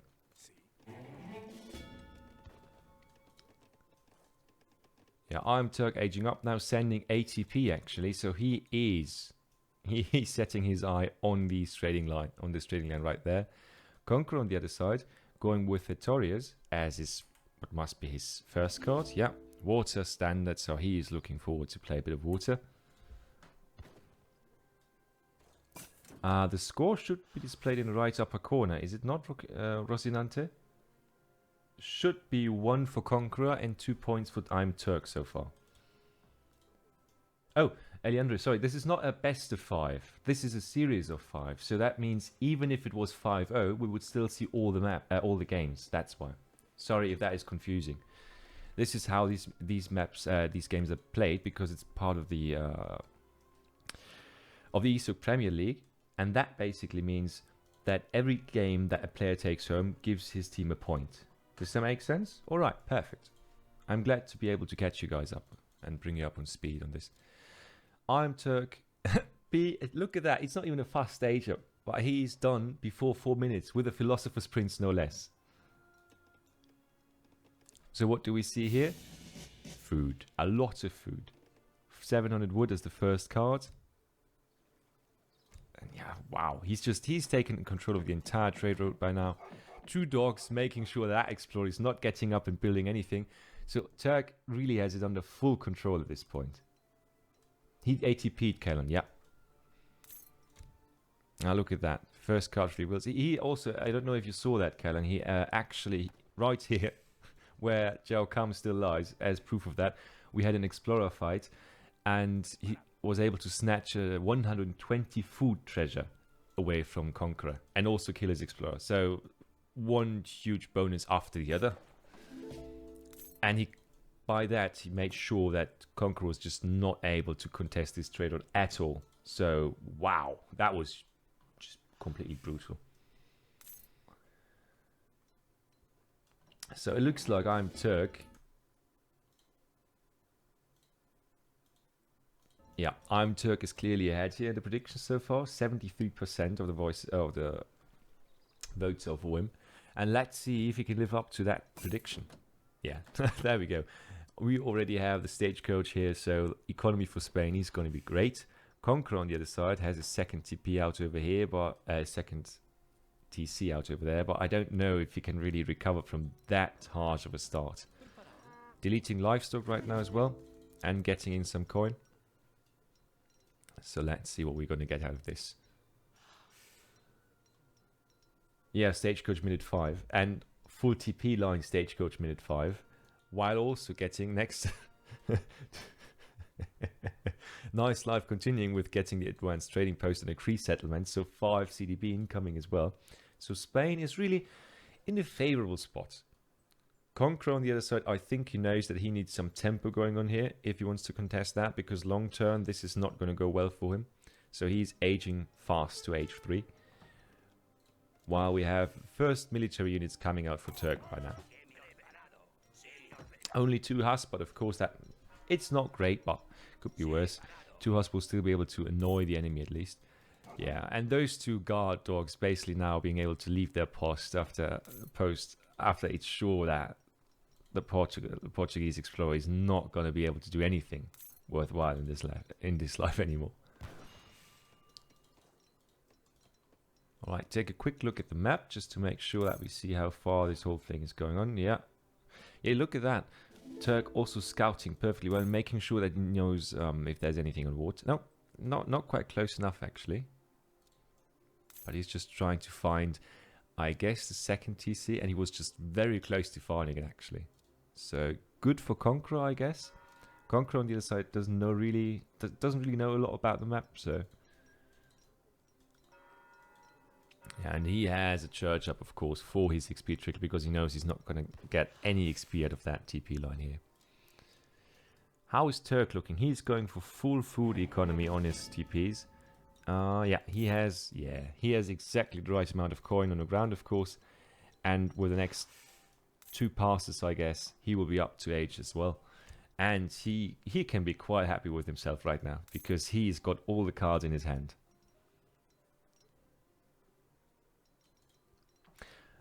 I also for a second actually thought that this was the age that he was choosing, by the way, Callan. But it was actually, I think, the 500 food one, so I guess he just needed that to pump out numbers since he was so heavily devoted to getting wood in for his trade line. And Conqueror just hit age 3. Let's see what he ships first. 1,000 wood, that looks like. Yeah, 1,000 wood. Also getting his food upgrades here. Some Cazadors in as well. Must have been those from the age up, I guess, because we don't have Rex up or anything. So on the other side, what is the Spanish player going to do? We don't have a fast age up, of course, for him, and it's the bishop. So greed meets more greed meets more greed meets even more greed. What a surprise! But also, what is interesting, the Cree tanning, which should give us was it 5 or 10%? I think it was recently nerfed, if I'm not mistaken. Yeah, 5%, because it used to be 10. And that is, yeah, that was quite strong back in the day. Yeah, see, that is exactly the same thing here. And I'm really sorry to tell you, I'm sitting here with a 800X3 XD and 3070. So I'm pretty darn sure it's not a performance issue, but rather a game issue. A combined thing between the overlay being used. 5% HP, I'm sorry, G-Turtle. To clarify that, 5% HP buff on all your infantry and all your cavalry. Yeah, there you go. Stable artillery foundry, so double stable actually from Conqueror. And I love it how he's still in the score lead, but we all know that he's not really what is happening here. Of course, man. Always happy to clear things up if I screw something up while explaining it or while saying it. And the Spanish are just going to be happy with that HF. I mean, 2 shipments in place, the covered wagon going forward, some army in spot, and you know, just randomly annoying Portugal at this point. We need to see some really strong stuff here from Conqueror, some really good timings. Otherwise, I don't know how he can really protect himself from this. Oh, but that's a nice play. He's more or less baiting the Cav that he knows is around, and now he can catch them with his goons. I really like it. But Turk is having none of it. Look at that. He's splitting up the numbers, now chasing both the skirms and the dragoons at the same time. Just trying to keep those skirm numbers small, but he did not figure that we would have a triple dragoon batch here. Wow. So in 1 second, chasing the entire Cav army here, right back to the base where it came from. I'm interested in seeing how he replies to the skirmishes from Spain, though. Yeah, look at that. We talked about how things that are being built get 4 times more damage when they're being sieged if they're not complete, right? And that's what we're seeing here. But only 10% 10 siege. So all of these guys, each one of those only does 40 siege, which is not a lot in that situation. So you can't deny that TC going up. 9 rods coming out as the first card here, and Spain is just stacking resources left and right. I don't think they can even really really get out units fast enough to spend all those resources, it looks like. Organ guns coming through. 1,000 coin on the ground. I assume the next shipment is probably going to be through organ guns as well. Oh god, I feel like we're not going to see a house in time. Yeah. Shame. A real shame here for Portugal. Yeah, but I think it's going to be that one, right? Yeah. So he's just going to try and fight the Spanish skirm mass here. Ah, close enough.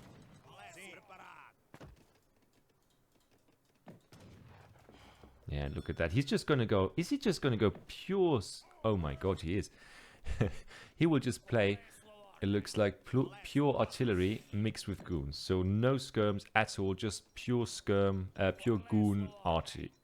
That's going to be a fun one.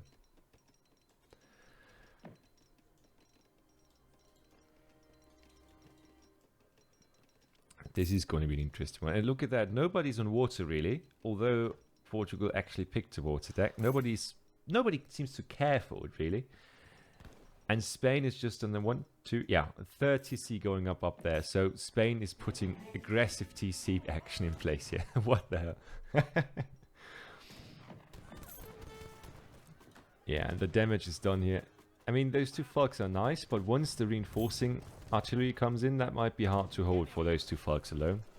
And the calf mass will be dealt with by the Dragoons before they reach the cannons, if this is micro properly.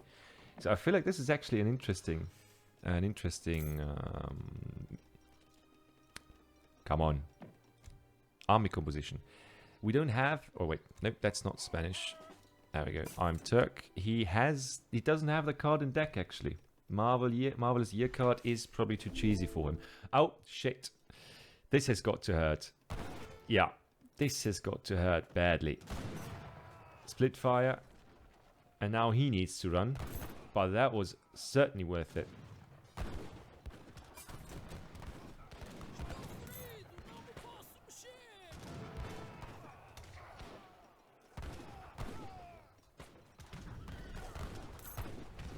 Wow, he actually shot out that one. So he's microing his ass off right now.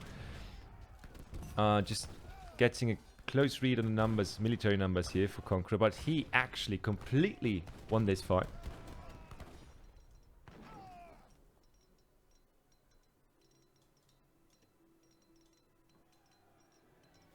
Wow, that was so strong right now. I mean, it was not a good position for him, I think, because there's a lot of units that just chased him down, but god damn it.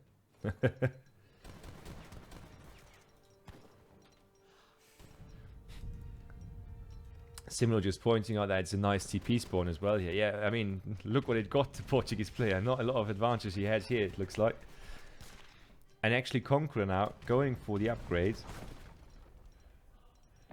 for pikes, halberdiers, and I think Huss. Yeah, Huss as well.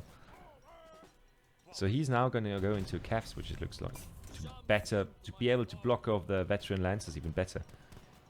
And it just feels like iamturk overextended, I'd say.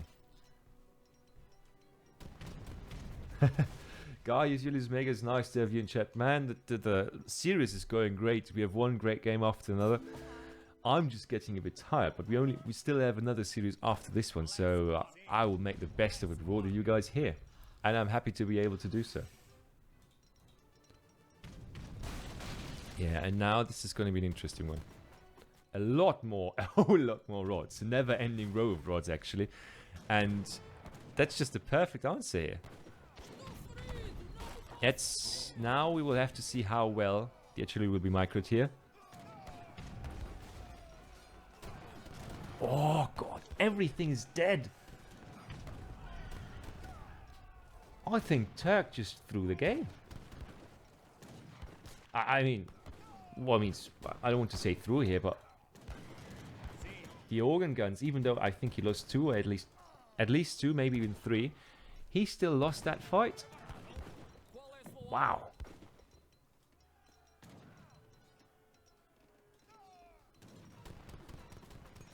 I mean, after such a strong start, this is really looking dicey here. Turk should still have the economy. Well, 53 villages to 77. Okay, take that back. 77 villages is quite the villager advantage, though.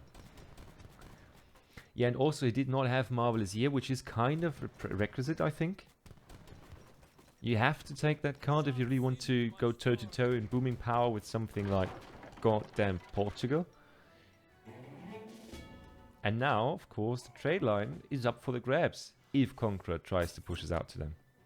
But at the same time, his composition is very fragile, I think. If those cannons go down, he still might lose a lot in this scenario. So it's far from over, I think.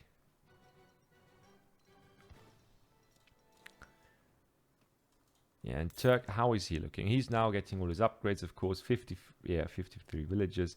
Not on water yet, but his army is there. Cav mixed in with Lancers. I'm not really feeling the Rodelleros, although they're hitting a decent mass. But now with the... I take that back. With the Cults, I definitely do feel those guys. That might be... Depending on the positioning here, that might be really strong. If they...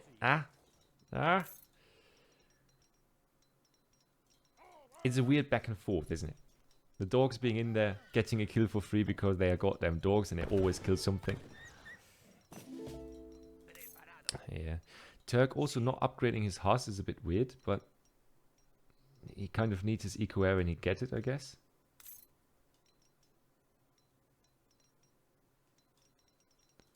Let's take a quick look at Conqueror. Yeah, he's just more and more pushing out these units.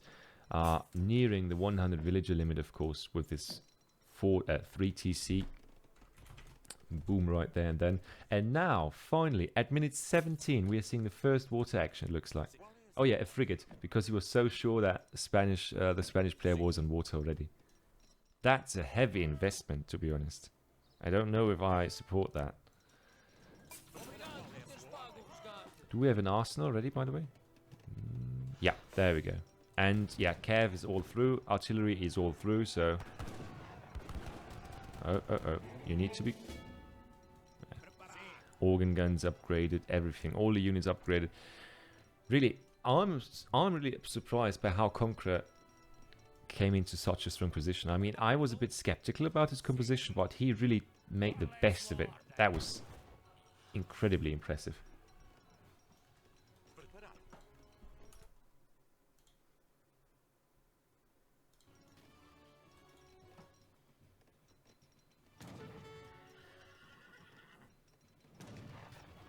So last part of the training ground probably going down.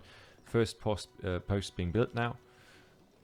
Some spare leftover organ guns just running through the area, and here we go. A big push again from iamturk. Yeah, look at the rods though. Those guys are also buffed up as much as possible. And now the big fight is about to happen. Let's see what the micro can do for our Portuguese player.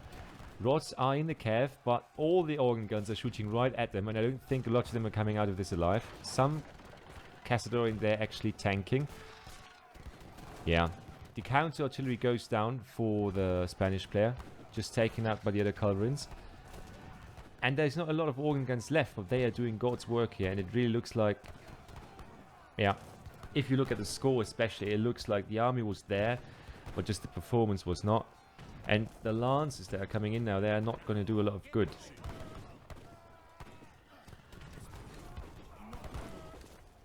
Yeah, look at that. I mean, there's 4 or 5 rods left, and the Veteran Dragoon's just taking care of everything.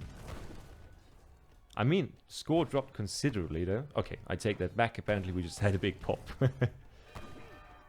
Oh, yeah, I can see. So, double pop of Dragoons, taking the score back up to where it belongs. And that's the last of the Lancers that we see going down here from Spain. And without the snare, of course, the rods are not really able to do anything against the goons. And now they're being kited more or less from both sides, which feels wrong and strong at the same time.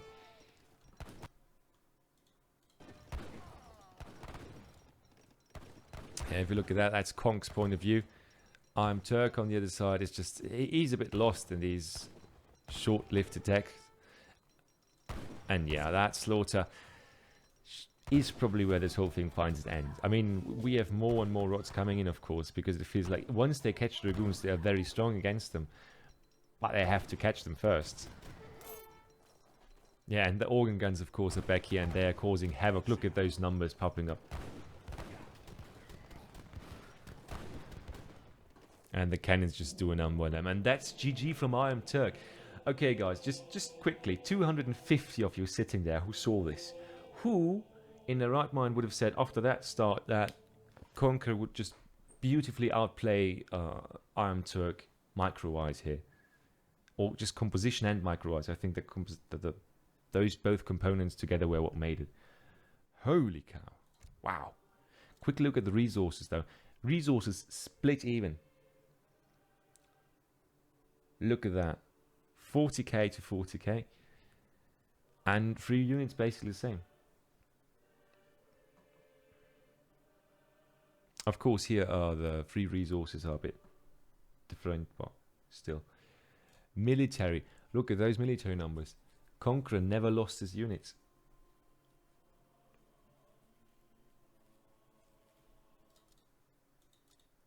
And then the villager population. All resources gathered also here.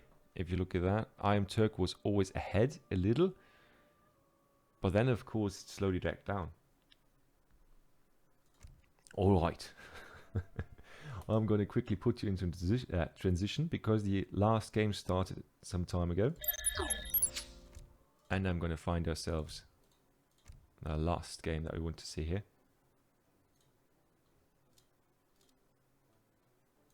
There we go.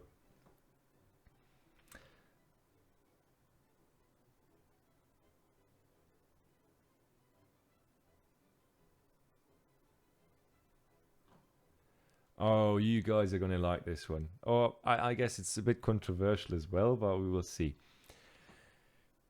Once more, we see Germany from Turk. Oh, once more we see Germany, and it's going to be played by Turk, actually.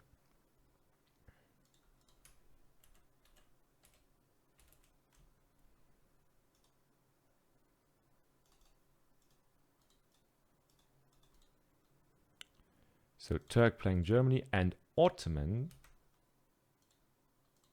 being played by Conqueror. So this is the stand right now. This is what we're going to see. This is what they're going to play. So I'm really looking forward to this because the last map that we're playing on is actually Colorado. So a map that, let's say, diverts the flow of battle quite a lot. And also a very narrow map with a lot of resources, but also easily exposed resources.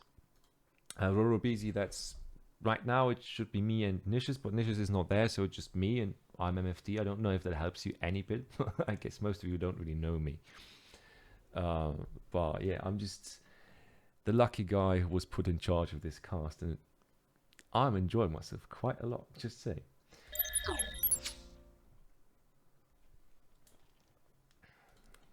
So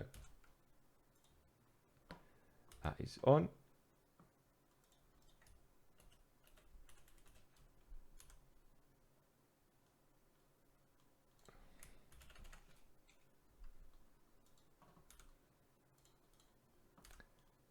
And if you guys are ready, I am as well. It's a bit sad that I couldn't have Nicius with me for this last cast because I bet he would have loved that one.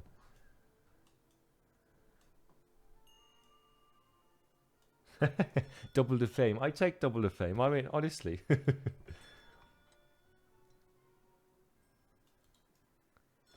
All right. In the east, we see iamturk, German start. Yeah, do I have to explain the German start? I don't know. It's kind of the only thing that Germany has done since the entirety of this game, I suppose. But on the other side, of course, what you do is you build a market. You get some extra coin, you get some extra wood, then buy extra wood, and are left with just enough coin to go for hunting dogs and the house afterwards. That is what we're seeing here. Spain, the worst civ right now? You feel so? Oh, perfect timing. Yeah. The last game of the series just started. Oh, let's go. You missed a nail biter, to be honest, though. You really missed a nail biter because we just had Ports versus Spain. and the start was almost as terrible as the one for Minimote was in the last game that he played. Oh, damn. But Conqueror, in the place of Minimote, pulled back, actually. He won that one, and it was insane. Oh. You have to rewatch it then. Oh, certainly, my friend. Do I need to... Did I stream before you left? I don't think so, right? So, there we go. Oh, no. Oh, I can see. Yeah, I just did that. So, Nice. perfect. There we go. See, perfect timing for the big finale. And there we go. Last map of this series, but not the last map of this night. Just making sure they don't forget that. Because... There's still another one in the back. Yeah. Still one more. Still one more. Even more coming. Absolutely. And Conk actually quite really going for the 90 wood treasure in the middle of the map, which in I'm this actually going for a new start that we're recently seeing more often. 2 TPs and mercantilism being shipped, so you don't need a house until you actually age. No. Thanks for pointing that out, though, because I've heard about that and also heard you say something about that, I think, in another cast that you did, but I forgot to see that. Well, I didn't point it out at that moment. And there we go, 90 wood. I mean, he's going to be happy with that, because that means this one house he needs to build is pretty much pre-financed. Indeed.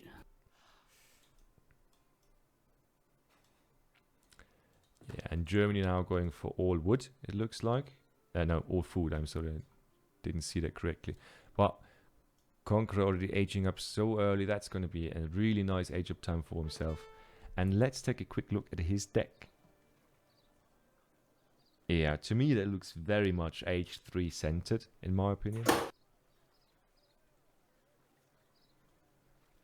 I mean, we got the resource crates, of course, we got some upgrades in there, but especially those 2 upgrade cards look like he's not looking for a rush and No, early definitely destruction.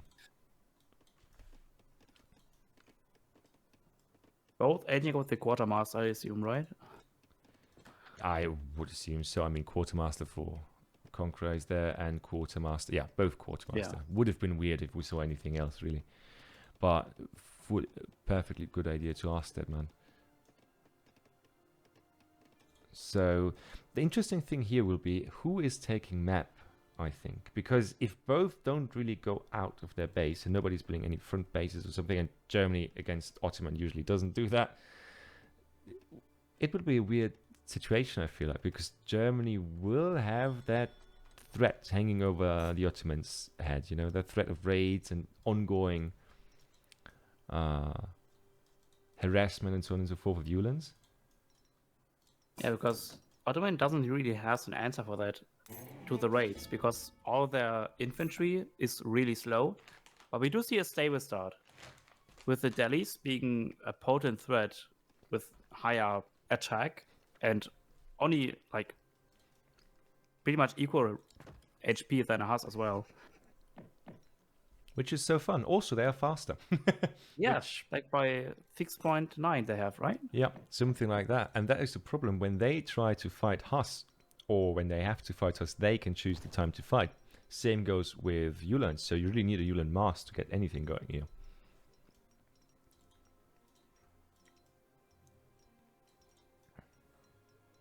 I'm curious to see how 7 Uhlans against 5 of Delhis will go.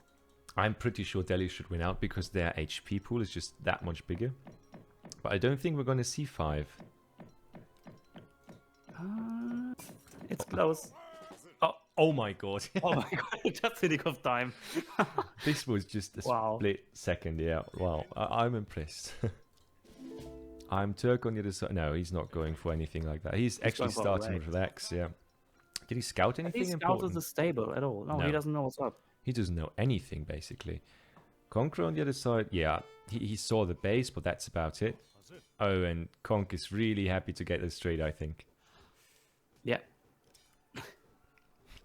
Dude, just sacrificing his colleague so he can run off into the sunset. That's also not too nice. Is it just a Kev semi, or will we see? I mean, 700 coin is coming in. He's still building Della. I feel like, do you remember? It was not the hidden cast, but I think, a show match or some serious Ace against Maito. Was it that one? Where we actually saw Ace go for constant harassment. And I think we actually do see a 5 Kev semi. He just cancelled the Delhi. Yeah, Turk is having none of it though. He's just building Doppelsöldners and he's gonna go in there. Slaughter everything he finds. The problem with Dops is just you really have to find a good spot to use them offensively as well. While sieging those things might be worth a while.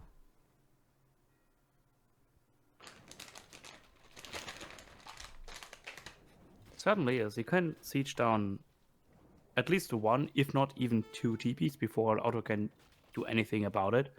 Because Ottoman still has only the stable. And I'm not sure if he sends in 700 wood or not. Ottoman easily aging after pushing out 10 dailies before 8 minutes. This is just insane. Doesn't he only have 5? Oh no, yeah, he made another one, right? Yeah. As another batch, it looks like.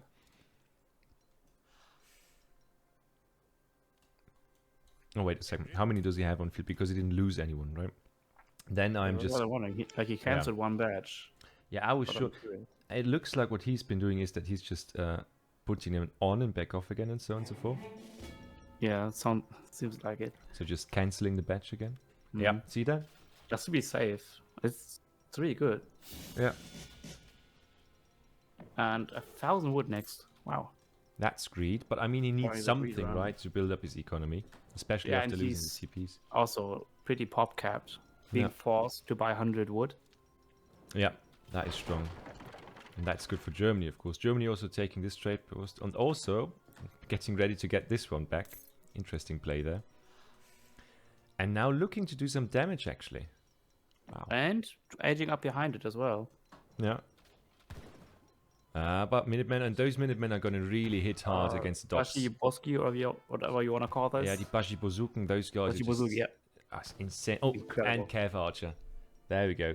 This entire composition just being melted by Minutemen. It's like a Skirm Goon, essentially. Goon. Wow. And Turk just pull tricking for the life of it to make sure that at least some of his units see the day of light again. It's not go completely to waste. He even made more Dops, interestingly enough. 2 more Dops being trained. Yeah, I mean, those Dops can be useful because Ottoman have quite a lot of cavalry shipments that they can send. Yeah. I haven't paid much attention on how many he has in his deck.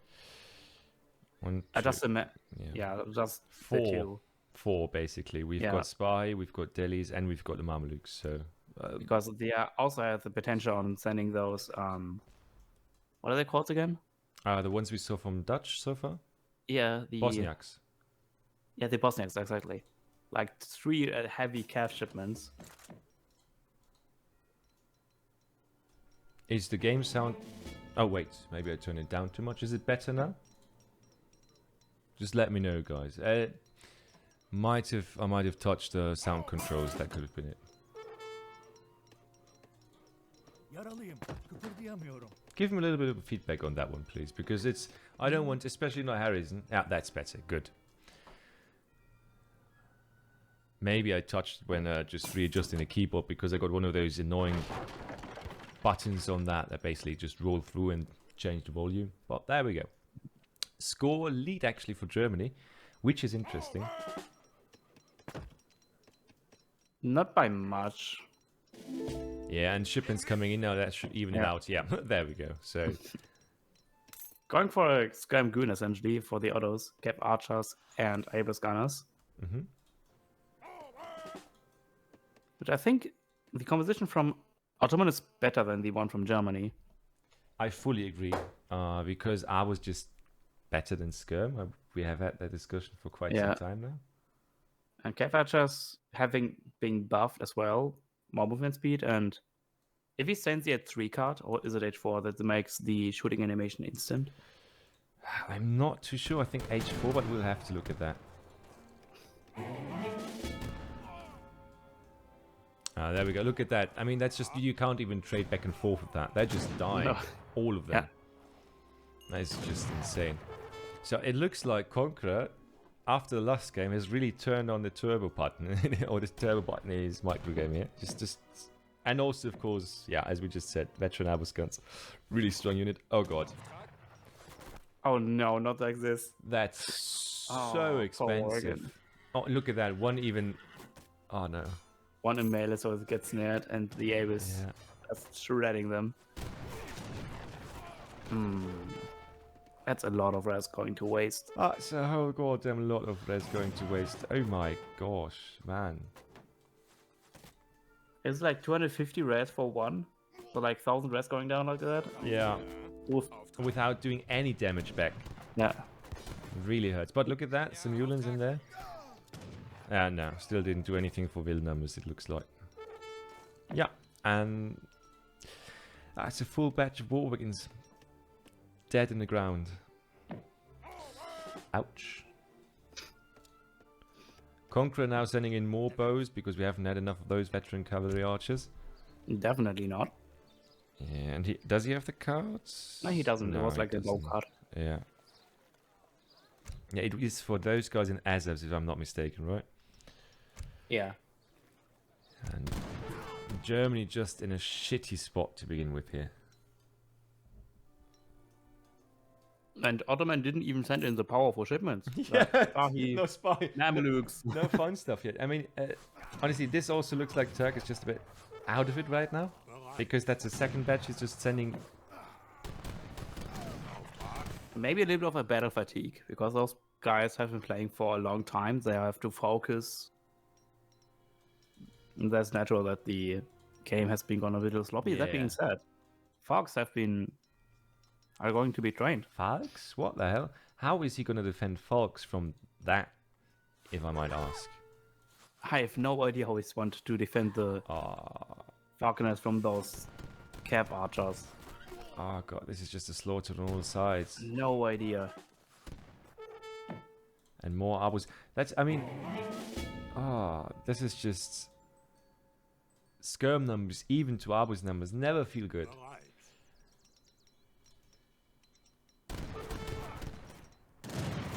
And even more units going to waste. Where? Or in the middle? Yeah, Oh yeah, this time from Conqueror though, so I guess that's kind of fair. Nah, not entirely. If you lost like 1000 res compared to 200. Oh god. Yeah, I don't know. I don't think that battle is gonna be... I'm sorry. I don't want to be sexist, but this feels one-sided. Oh, look at what... This could have so been... close. This could have been a catch to behold. Yeah, Let's be honest. Yeah, exactly. Because that could have been 5 dead Abus, I assume. God. Luckily for Conqueror, he didn't saw it. What, out of line of sight, or just didn't realize it. All right, let's see See what what gets are inbound. I'm just want to see what Turk is seeing right now. He's doing a good job of baiting in those Abyss Yeah. gunners. No, don't pack. Oh, so close. Close, yeah. But yeah, now we That's see the funny. fun stuff coming up, Oh, and I no. think that's no. This is a complete wipe. Just please run for your goddamn life. I bet you close the eyes. You don't want to see that. The slaughter that is about to happen. Yeah, I don't know. I'll just zoom in and hope for the best, but he's still microing this. That's the point of commitment he's doing for this build. He's still microing, although he could just right click it. Spahi on artillery, well damn. Artillery, all that. He Yeah. did killed quite a lot of Abyss, but there's just too much cap archers, and those spies are still alive in the background. Yeah, there's too much everything right here.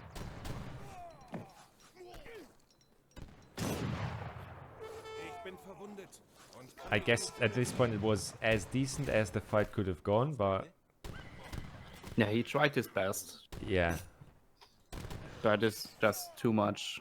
shit. Yeah.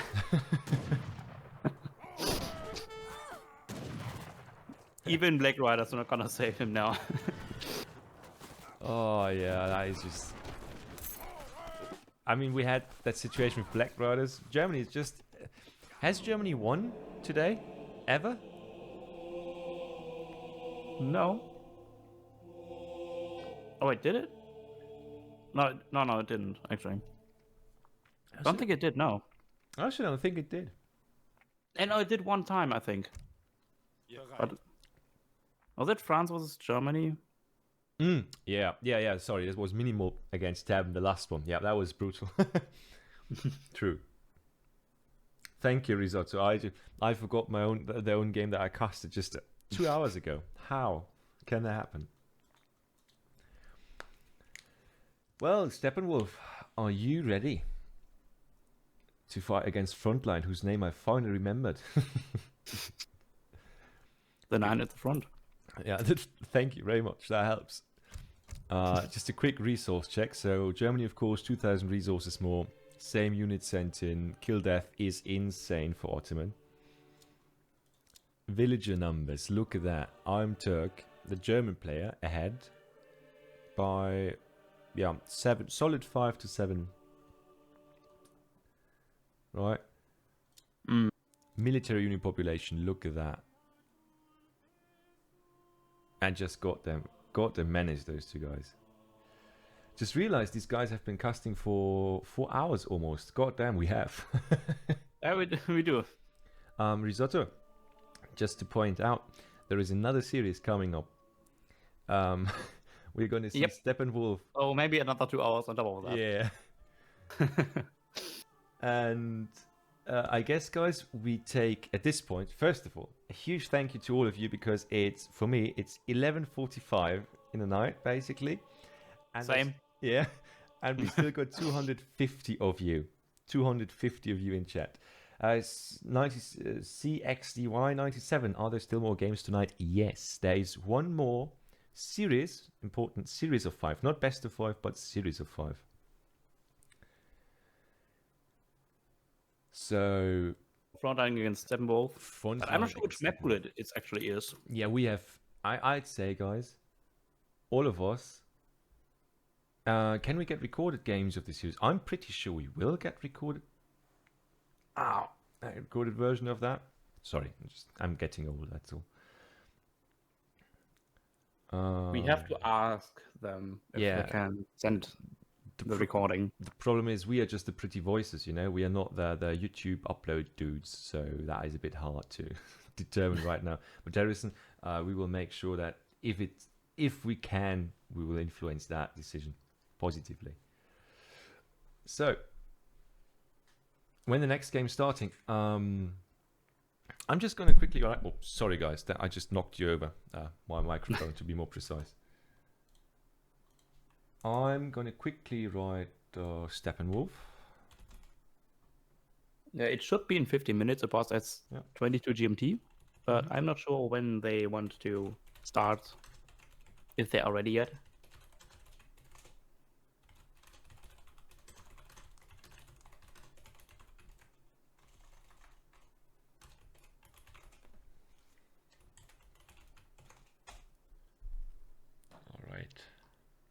So I'm just making sure this time in 15 minutes actually.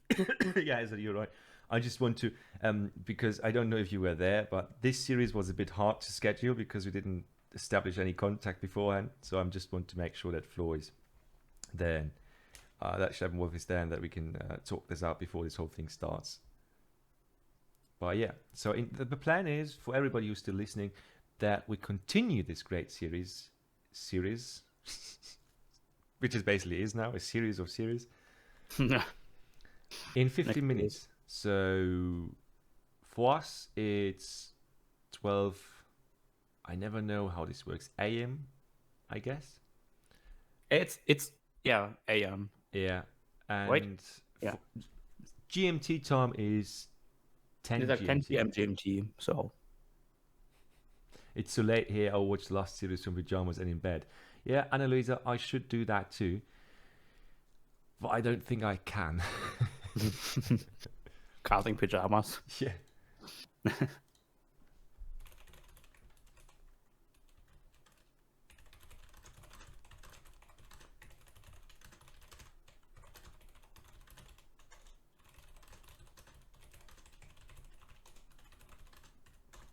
I mean, you have now plenty of time to do so.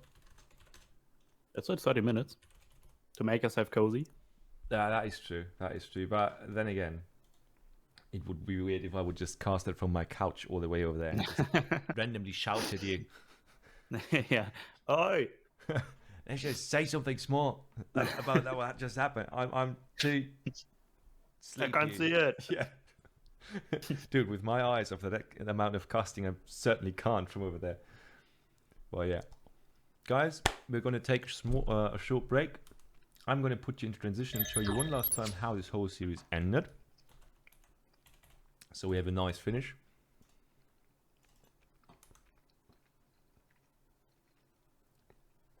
Yeah, I'm all for pajama casting. If we can establish that, if that's a thing, I would cast him with a voice face cam. Filmian is, I think, the 4th game in this series stood out, as it was quite interesting. And almost all other games are great as well. There were some ones that were kind of decided very early on, just to treasures and game tempo and dynamic. But yeah, there's a lot of highlights in here. To be honest, I can't really tell which one is the best so far. Definitely mini mode against what was it? Tabben. Tabben, which one? China against not an ace. This was like one really outstanding game. Yeah. China versus Haudenosaunee on Pomerania, which was I think the 2nd or 3rd map. So, the 5th actually, the 5th, because that was the double. That was the reverse matchup, if I'm not mistaken. Yeah, no. It was like a really nice to watch. Yeah. All right, so there you go. That's the end result. Conqueror versus iamturk, 3-2 for Conqueror. Actually, quite impressive stuff. Because Turk looked incredibly strong in the first few games. But then Conqueror just came back and smashed him in the last 2. Really, really strong performance from both players. So, I'm going to get the schedule up here. And there we go, 11 more minutes to go. And once that countdown is running down to the last minute, we will start with the next part of this casting series. We are already at 4 hours and 48. So everybody get some popcorn, I don't know, drink a beer, drink water, whatever you have, whatever you need.